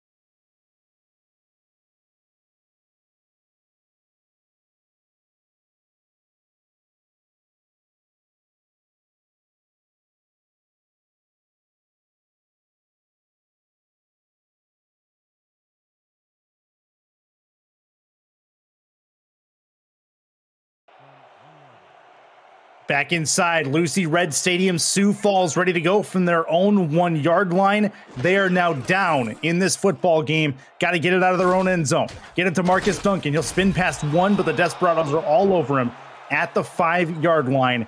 And that is going to put at least some room between the end zone and the Sparrows offense on first down, Tyler.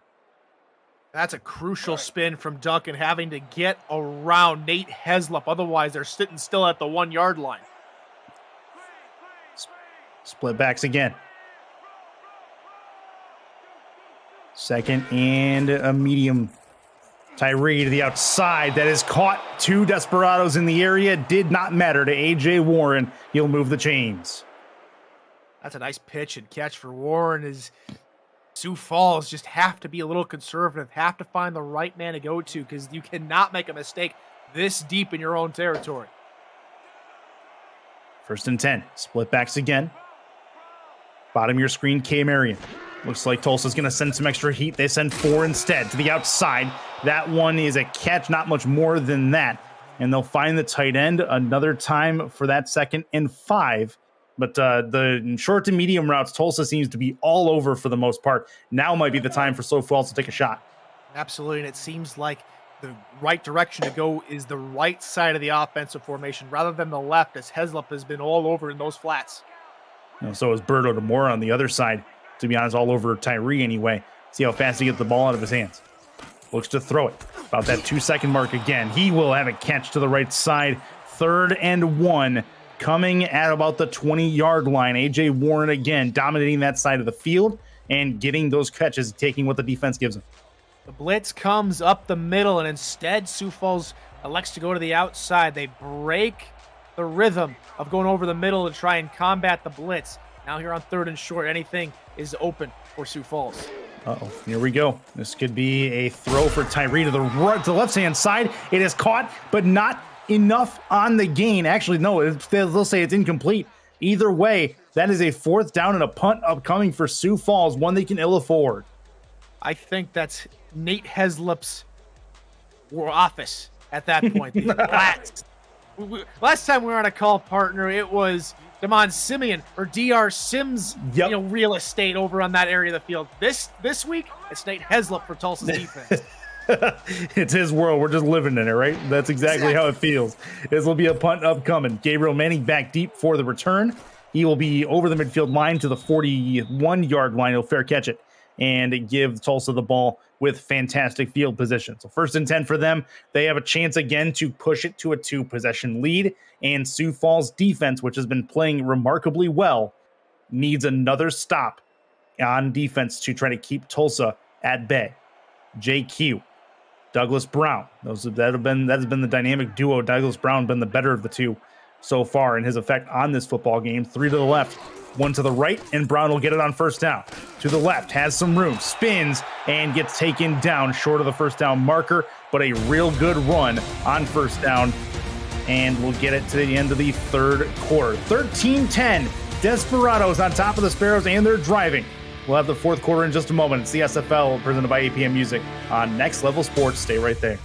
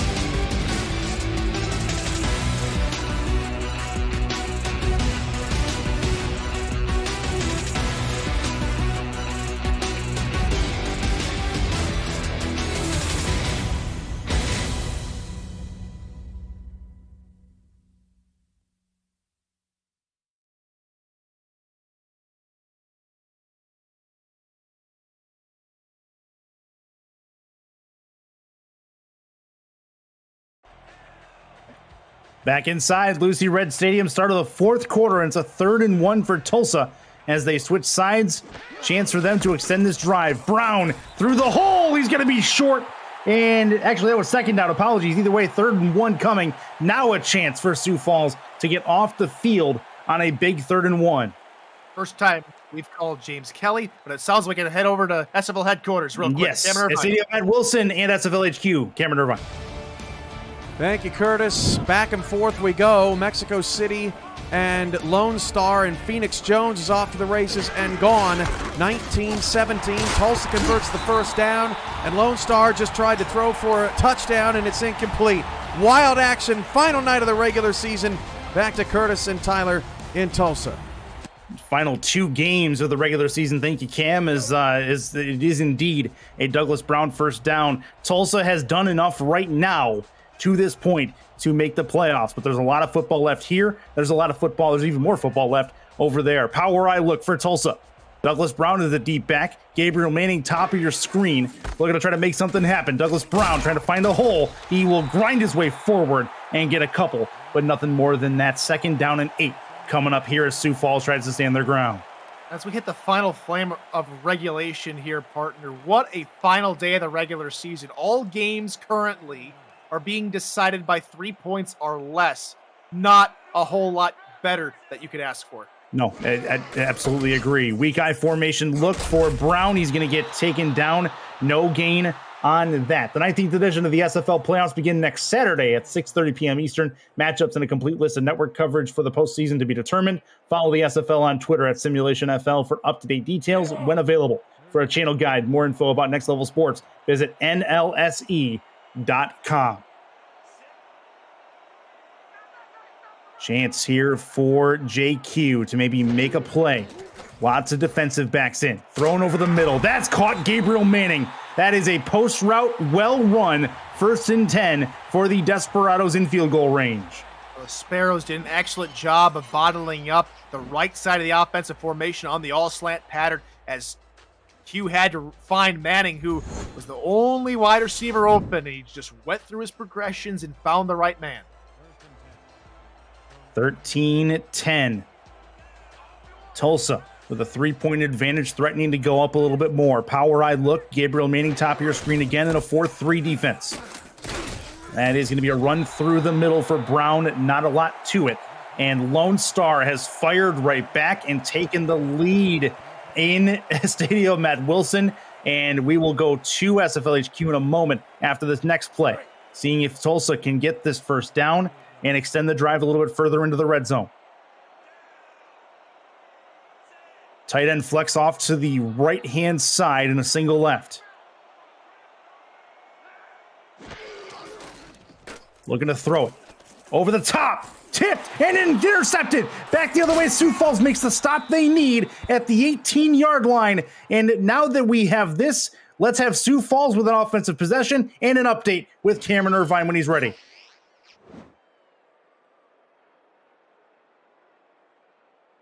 Okay, we will go to Cameron Irvine in just a moment. Either way, that's a big turnover for Sioux Falls. The Sparrows all over that ball over the secondary, Tyler.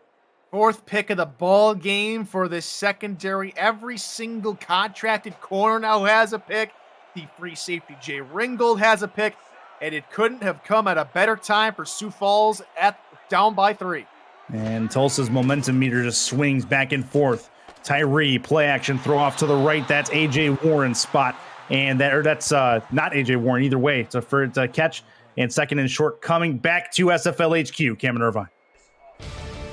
Thank you, Curtis. Greg Soto with his 2nd touchdown catch of the day. If these scores hold, Lone Star's in, Tulsa's out. 24-19 glory coming up on the end of the 3rd quarter there. Back to Chris Curtis, Tyler Falk at Lucy Red Stadium. Michael Knight on the catch from the play previous to that. 2nd down coming for Sioux Falls. Tyree in trouble, throws, tipped, and intercepted. More deflections, more turnovers, and a great return for Tulsa. Back the other way. Travis Arthur, the free safety, comes up with the ball. We can take a look at the pick and the interception, but I'm really impressive how quickly the defense reacts to the interception. They turn from offense to defense and start setting up blockers downfield, which help accentuate the return.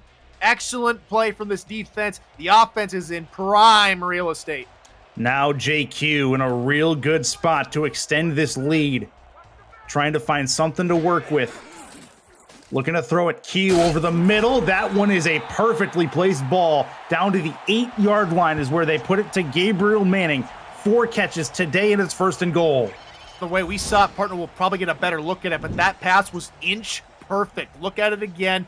How does that get by Nathan Barnett, the man who just came up with the interception? Threading the needle. Something tiny. Microscopic pass from Q. The precision on point from JQ. Now he has his guys with a real good opportunity.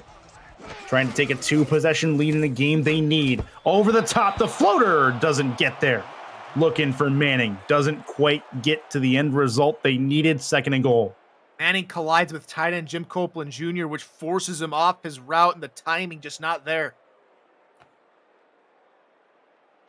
And here we go. So this becomes a real stressful potential 3 more plays. Gabriel Manning, bottom of your screen. DJ Hume, top of your screen. Corey Jones in the slot in a weak eye formation with Douglas Brown as the deep back. Looking to throw it. Plenty of time. Problems now arising. Throwing on the run. Caught by Gabriel Manning. There is a flag down. It's in the area, I believe, of possibly a personal foul. And we'll see where this goes.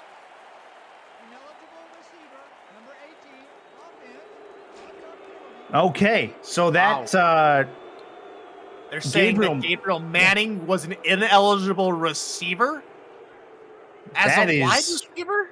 Really weird. It's possible that he may have stepped out before coming back in to make that play. That's the only explanation that I can think of. That's a really weird call by our 62, but of course that may have happened off screen. Now it's 3rd and goal. Chance for Q. Going for the end zone. Doesn't. Oh, he dropped it. He couldn't bring it in. Corey Jones lets the ball hit the turf on the drop. And it is, they're still going to give it to him. 3rd and goal coming, as it looks like, as they did not lose the down. Corey Jones did everything right, but that's Terrell Davis who comes up with the huge hit. Jones, again, look, he just high points the football. Davis sees it, and just because how hard Davis lowers his shoulder into people, how hard he's able to hit wide receivers and anyone he comes in contact with, that is going to be an incomplete pass all day long. And he's up top of your screen again against, it looks like Corey Jones up there. 5 wide for JQ, this being 3rd and goal. From the 14, throws left corner of the end zone. It is picked off, and Sioux Falls again gets the stop they needed. And wow, 5 interceptions for JQ today at the most critical time. I know your bell cow in the wide receiving category is Manning, but you have to wonder that with Sioux Falls understanding that very well, they have a very experienced coaching staff. They know they have to target Manning in these clutch situations. They did that again. 5th turnover of the ball game. JQ still looking for a touchdown tonight, and it's going from being maybe all in Tulsa's favor to looking very, very sketchy as we close out this football game. And this is going to be to the outside. Chance for Marcus Duncan to get a couple of yards. He will get it to a 2nd and 5. We say all of that, and JQ still has his team in the lead when they need to be most. Although the other game not going their way as of yet, but still a lot of football left over there. And Sioux Falls has yet to establish a really long drive late in this game. So this becomes even worse right now for the Sparrows. But now Lone Star again has made a play and taken a 2-possession lead over there. Crazy. 3rd and inches coming up here as Sioux Falls trying to extend this drive. Tyree. Split backs formation. He's got the tight end off to the left.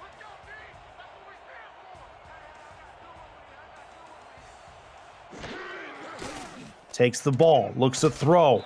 No, not going to happen. He couldn't quite get it to the outside. It will be 4th and inches, and Sioux Falls will punt. Back to Cam for an updated SFL HQ. Thank you, Curtis. Ike McBride, 17 yards on 9 carries all night until she erupts from 17 yards out.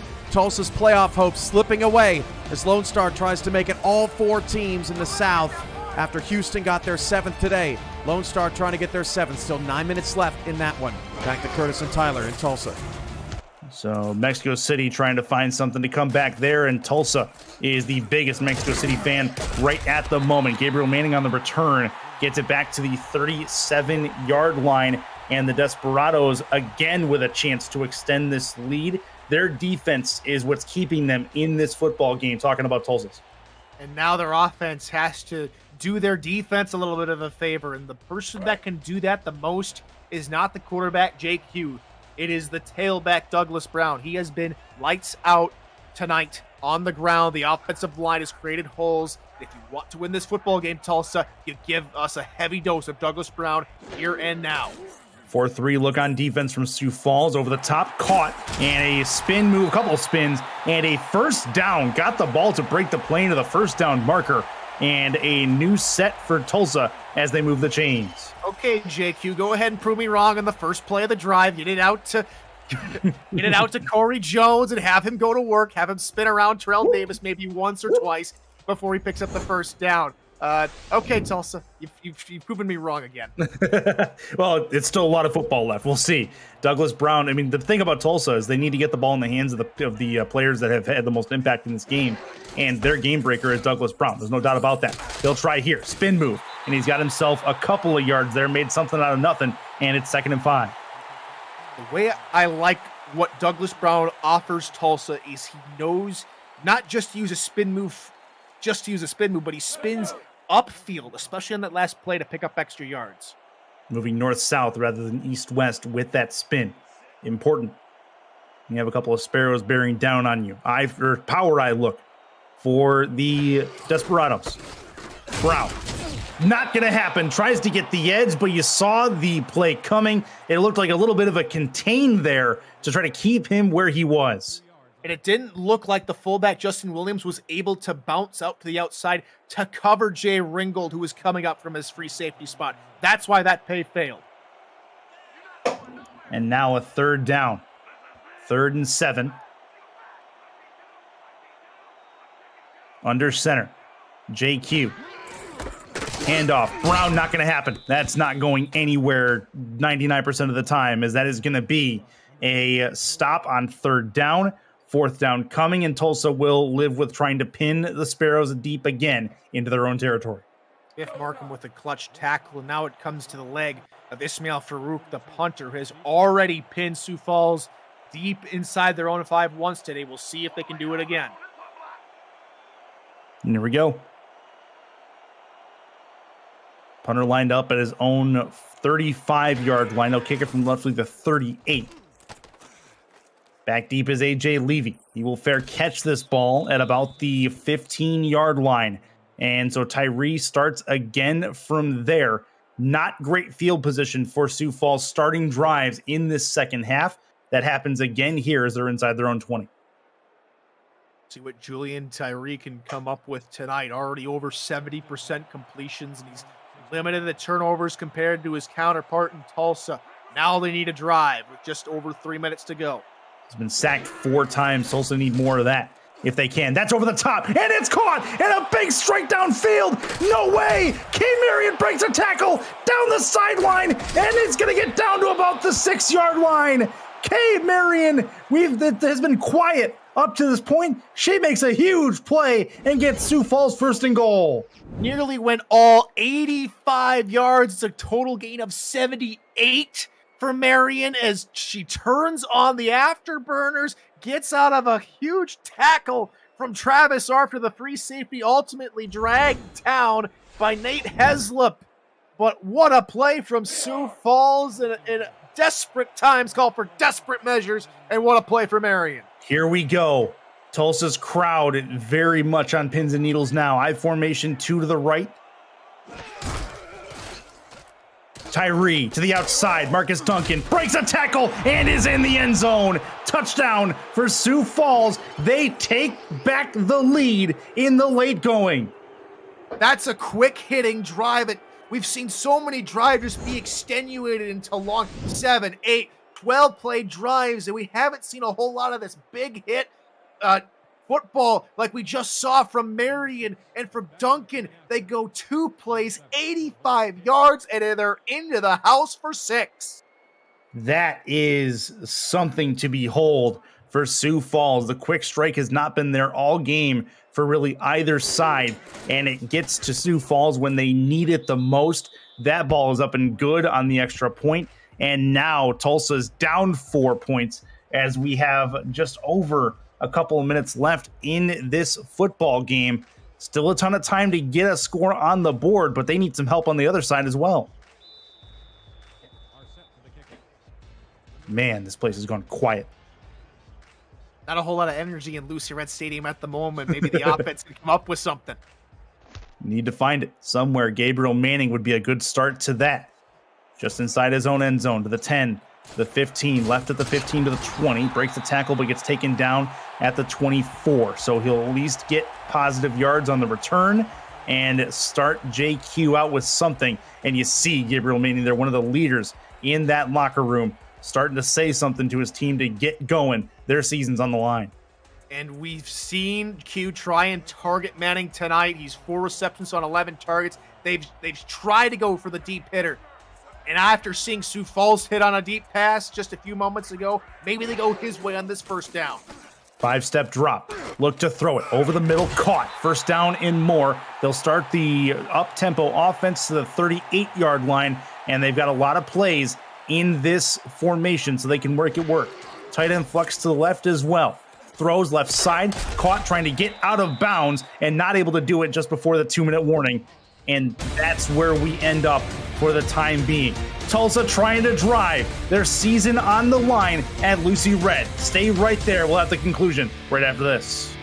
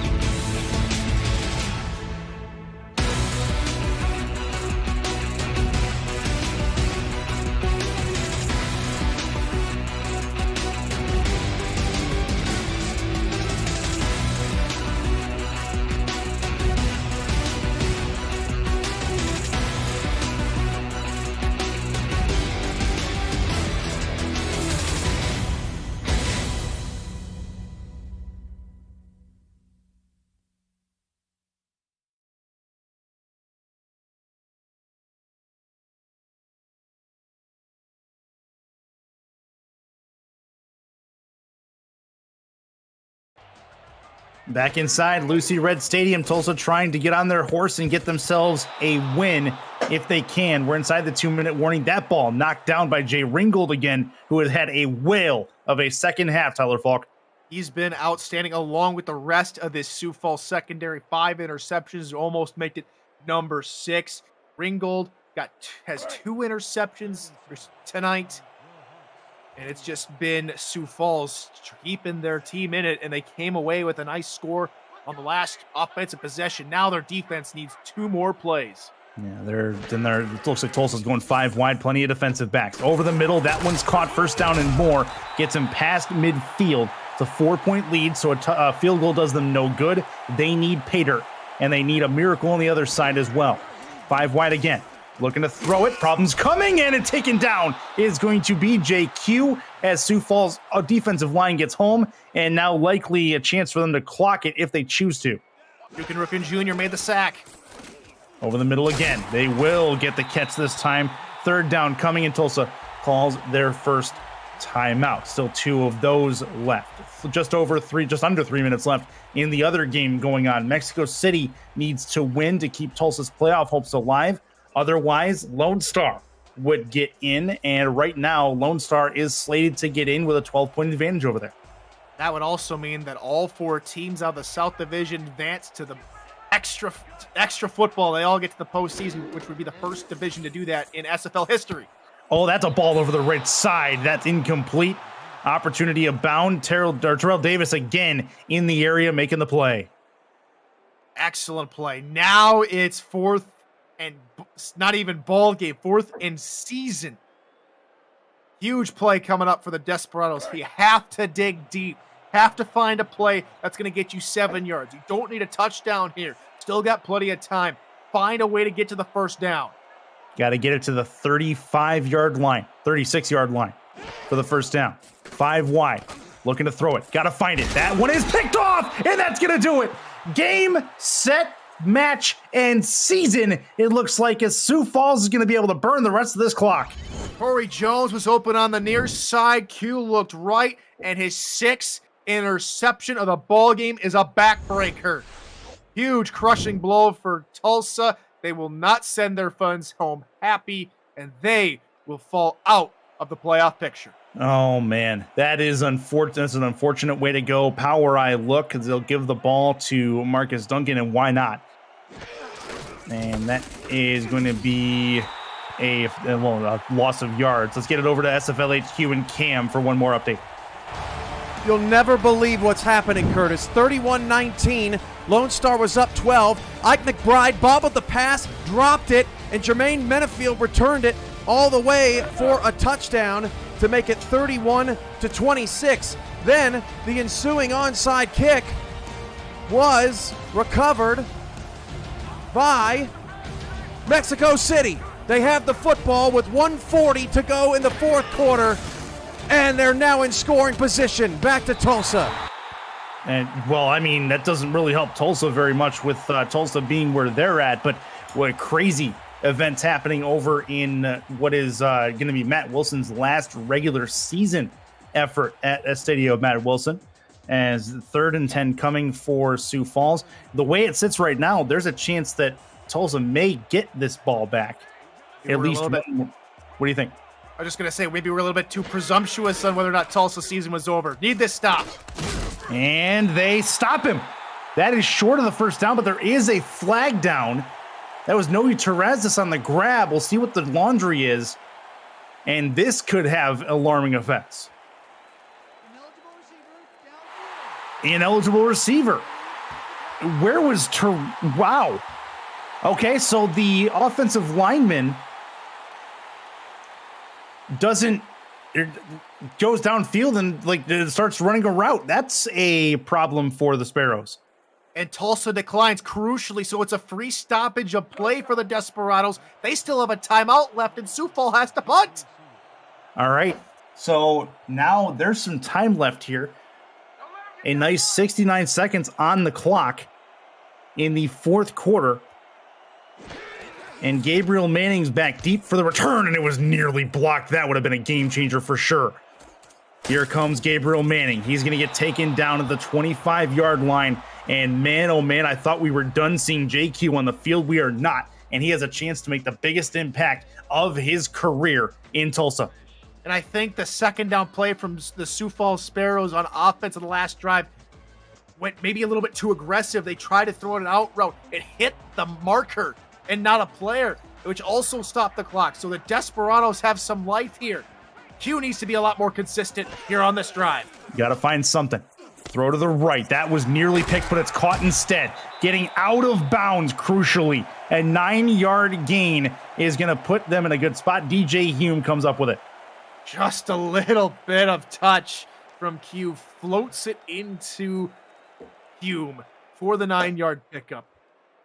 We are watching desperately that game over in Mexico City, trying to see if that one turns around and gives the Aztecs potentially a win. There are 4 teams right now sweating bullets at the result of that game. Under center, weak eye look. Q backs it up, throws to the flats, gets Douglas Brown the football. That's a good play, and then he will step out of bounds. And we are ready with a game update. Back to SFL HQ. Cameron Irvine, give us good news. 4th and goal at the 3. Depends on who you are, if it's good news or bad news.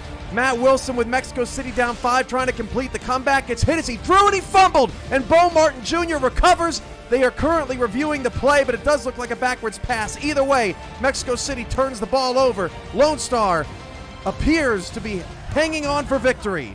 Back to you in Tulsa. Oh, man, that's not the result Tulsa wanted to see. Tulsa trying to at least come back with a win in the 4th quarter here. That's going to be right side and caught. And that'll get them into Sioux Falls territory. They still have a timeout in their back pocket. So there's still a little bit of life here. Q looks, throws, going for the corner. That's caught. And out of bounds, he's dropped. Tulsa takes their last timeout, and they'll be in the red zone. What a route. What a corner out run from Corey Jones on the outside. After the first play, he comes inside. Second play, he runs the corner, completely throws Terrell Davis for a loop. Nice touch on the pass from JQ, just over the arms of Terrell Davis for the second time on the drive.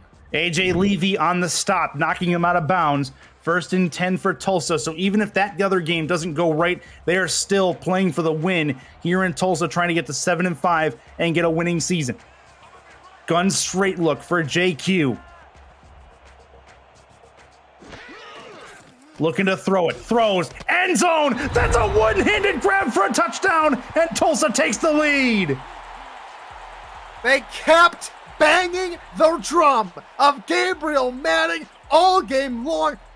So many interceptions when they tried to go his way. They finally connect in an end zone and a spectacular grab for Tulsa. But even with the win, the game goes final over in Mexico City. So even though Tulsa might come out of here with a victory, they might become the first SFL team with a winning record to miss the playoffs. Man, oh man. Brooke Beisel on to add the extra point, make it a 20-17 game. But that hurts. The only thing that happens now, as far as the implications for this game, Tulsa's out of the playoffs. That's unfortunate the way it landed, but that's what it is. But what it does do is it puts Sioux Falls in a spot where they still have a home game, but they host Houston in the wild card round, and they don't get the bye. So Tulsa playing to spoil their rivals' playoff aspirations of a bye week in the playoff tournament. Unreal. The way this night has transpired. AJ Levy back for the return. Trying to find something, give this team a little bit of a shot here. They have 3 timeouts and 26 seconds to do something. So it's not the end of the game just yet. We saw something like this over in Minnesota and Indianapolis. Minnesota had 3 timeouts at the end of the 4th quarter. They could not drive the length of the football field. They settled for trying for a Hail Mary, which did not go their way, and it ended up going to overtime in which they lost. Sioux Falls, well, they need something to happen if they want a first-round bye. And they're on the road as well. Tulsa crowd letting them hear it. That's going to be an interception. That should just about do it. And the Desperados are going to come out of their regular season finale with a win. They do not make the playoffs, but they fought for this win. Nate Heslett is the one who gets the winning turnover. What a great game. Regardless of playoff implications, partner, Tulsa showed heart throughout. Q, until under a minute to go in the 4th quarter, was held to 6 interceptions. Finally connects with Manning for a touchdown. Ultimately, though, it's heartbreaking for Tulsa. You play every single game. You have a great season. a season in which there have been many ups and downs, but ultimately they are unable to make the big dance. And I feel for these folks in Tulsa. They have played their hearts out tonight. They really, really have. Not only the players, but the crowd as well has been awesome. Everybody in chat with the Tulsa organization and those that are fans of Tulsa have definitely showed out. And it is a bit of SFL history that we see. The Tulsa Desperados at 7-5, the first 7-win team to not make the playoffs, which is just unreal. You figure you have a good season, and it just does not. The rest of the results just don't go your way. That's unfortunate for them, as they made some noise last season for sure, and don't get that opportunity this time. We'll see what happens now. The postseason is upon us. As things stand, Lone Star will go to Arizona. Fort Worth will head to Vancouver. Minnesota in their inaugural season will play DC in DC. That's going to be a great rematch, as Minnesota beat DC a few weeks ago. And Houston will play the Sioux Falls Sparrows in Sioux Falls. I believe Minnesota was the first loss on the docket for DC in the regular season. Sioux Falls uses the last timeout. And JQ, can't say enough about him. 6 interceptions. He still comes up throwing and ends up getting a win for his team, even with the bevy of turnovers. That's something they'll work to improve in the regular season next time. But at this point, doesn't matter. Tulsa's going to be feeling it. It's a hollow win for them, as they will not get what they wanted out of it with Mexico City dropping their game against Lone Star earlier. Punt getting down to about the 5-yard line, and that is so. Sioux Falls has, well, they have a chip chair and a chance partner with 8 seconds to go. Yeah, exactly. So they have something.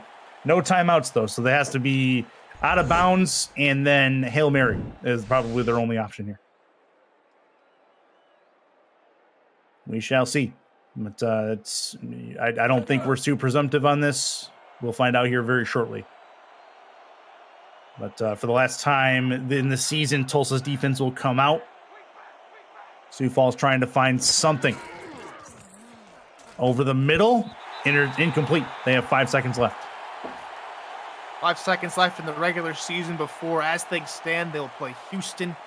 And what has been a solid campaign for the Sparrows. Again, after a couple of rocky seasons, last season they make it back to the playoffs. And now this season they're back in. As, even with the loss, they still remain as the Central Division champions because the legend lost in Indianapolis. So it's still a great campaign for the Sparrows.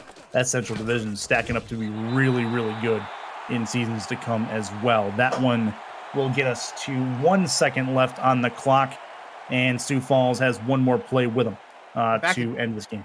And back to talking about the Central Division. Sorry to cut you off, partner. You're good. It's the middle of the continent, right? You have Texas and Mexico City, and all of a sudden, we didn't know what to expect really from the Central Division. We expected Tulsa to be right in the mix. Indeed, they were. We expected Minnesota to maybe turn some heads, maybe not the direction or how good they were throughout. And then, of course, Sioux Falls was the willing contender, as that's a huge interception, last pick of the ballgame, and that's the final play of the regular season for Tulsa. Yeah, maybe some momentum going into next season, but either way, the Desperados win 20-17, and partner, like I said before, a hollow victory as they don't get into the playoffs with the other results happening. But it breathes some life into the thought that you really need to take care of early games to make sure you don't leave that as a possibility going forward. It's been a historic season in many aspects. The convention in Las Vegas was phenomenal. We had every single week 1 game at the convention, partner. That was fantastic. I believe you were there, right? Nope, you were I was not able to make it this time. It's Las Vegas. There's a lot of things that happen. I was there. Lots of our folks from the SFL were there. Next Level was there, of course. It just was a fantastic season to start.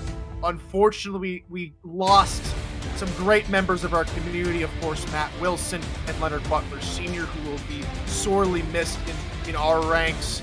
And ultimately, it came down to the last week of the regular season, and all 4 games, partner, were phenomenal. From this game to Houston's game to Minnesota's game to right here in Tulsa. An extraordinary comeback story from Tulsa to come back and win this football game.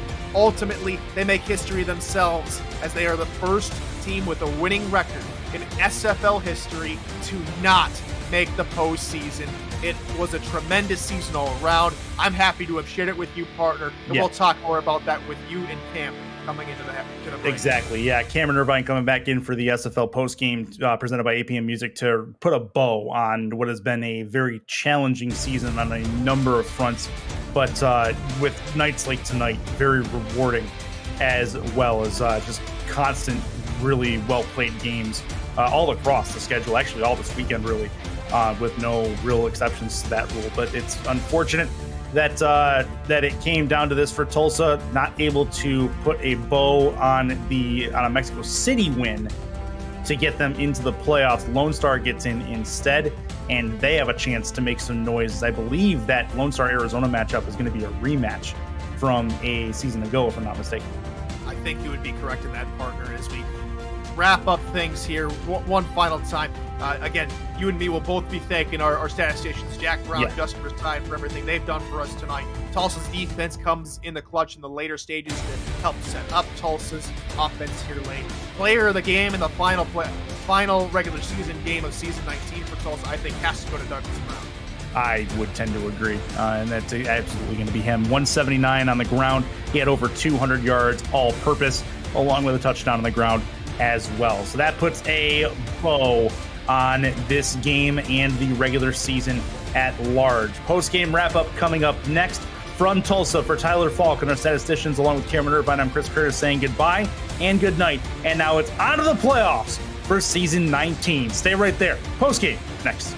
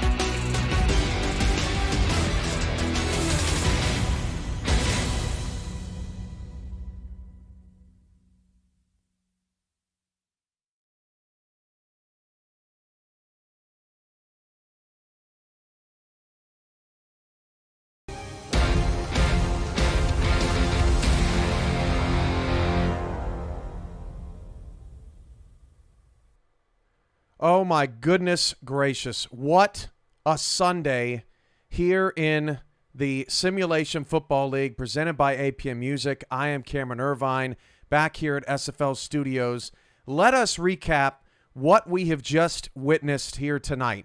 We saw Houston down 21-7 lose Mike St. Green to a spinal injury, only to come back and win the game 31-28. Fort Worth has now lost 2 games back-to-back to end the season on game-winning field goals. Then we saw the Minnesota legend fall to their rival, the Indianapolis Ramblers, in a 1916 overtime upset.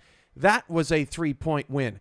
Then, here on Next Level Sports, we saw Tulsa with a one-hander from Gabriel Manning win a game by 3 points, 20-17, beat the Sparrows, and Tulsa gets to 7-5, only to not make the playoffs because Lone Star goes into Mexico City, and after being up 31-19, gives up a pick six, an onside kick recovery, and then nearly the game, 3 yards away from scoring were the Aztecs, and Matt Wilson was hit and fumbled, and Bo Martin Jr. recovered, and Lone Star, last year's runner-up, squeaks into the playoffs at 7-5. I'll be joined by Chris Curtis and Tyler Falk for their thoughts shortly, but let's give you the first rundown that we have of the wild card playoff matchups next week and how the seeding went.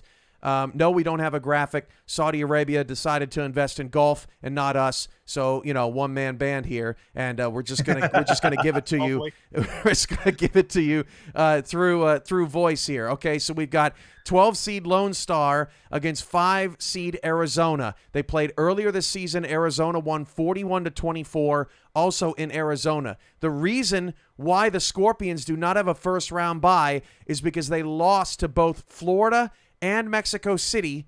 They do get a first round bye. So Florida is your 4 seed, Mexico City is your 3 seed, and the Aztecs, despite the loss, they end up the 3 seed at 8-4, 3 games back of London and Baltimore, who both finished 11-1. So London and Baltimore, and then the field.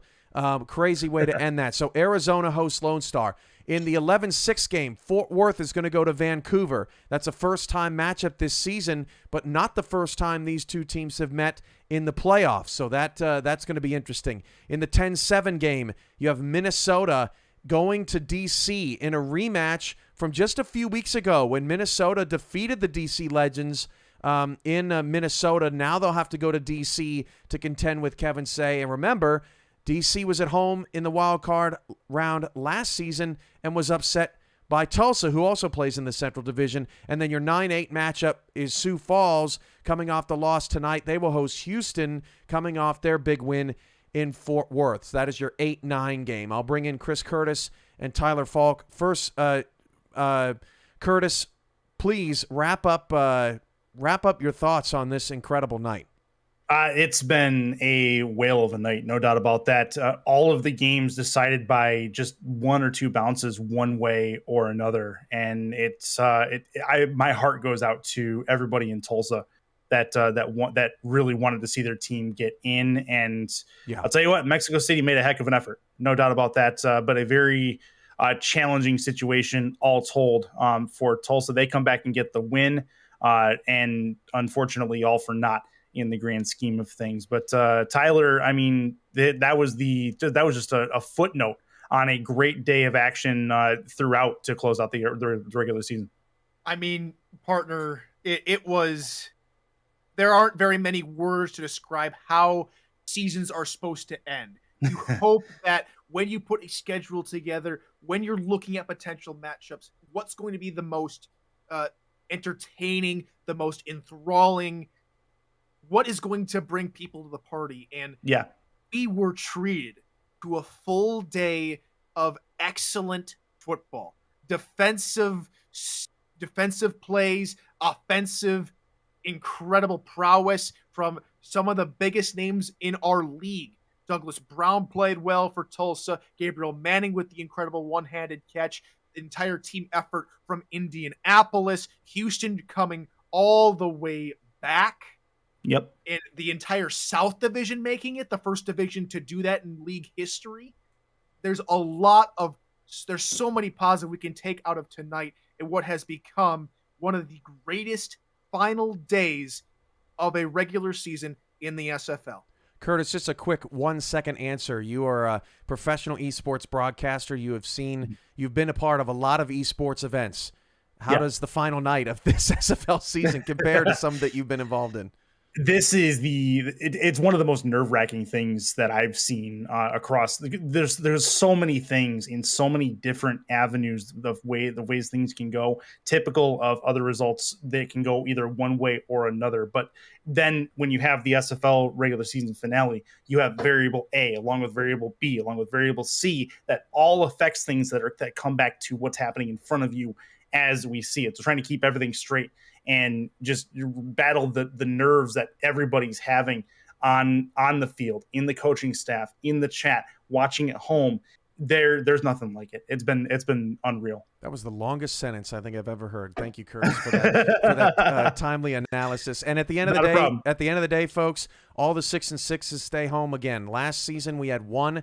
This season we had 5. Atlanta, Vegas, Canton, Portland, Carolina. They all will have to wait for next season, but we've got a heck of a playoffs coming. Dates, times of these matchups, networks covering these matchups will be released in the coming days. What a wild way to end the SFL's 19th regular season. For all of us at the SFL, I'm Cameron Irvine back here at SFL Studios, and we'll see you next weekend for an unforgettable playoff run. Good night, everybody.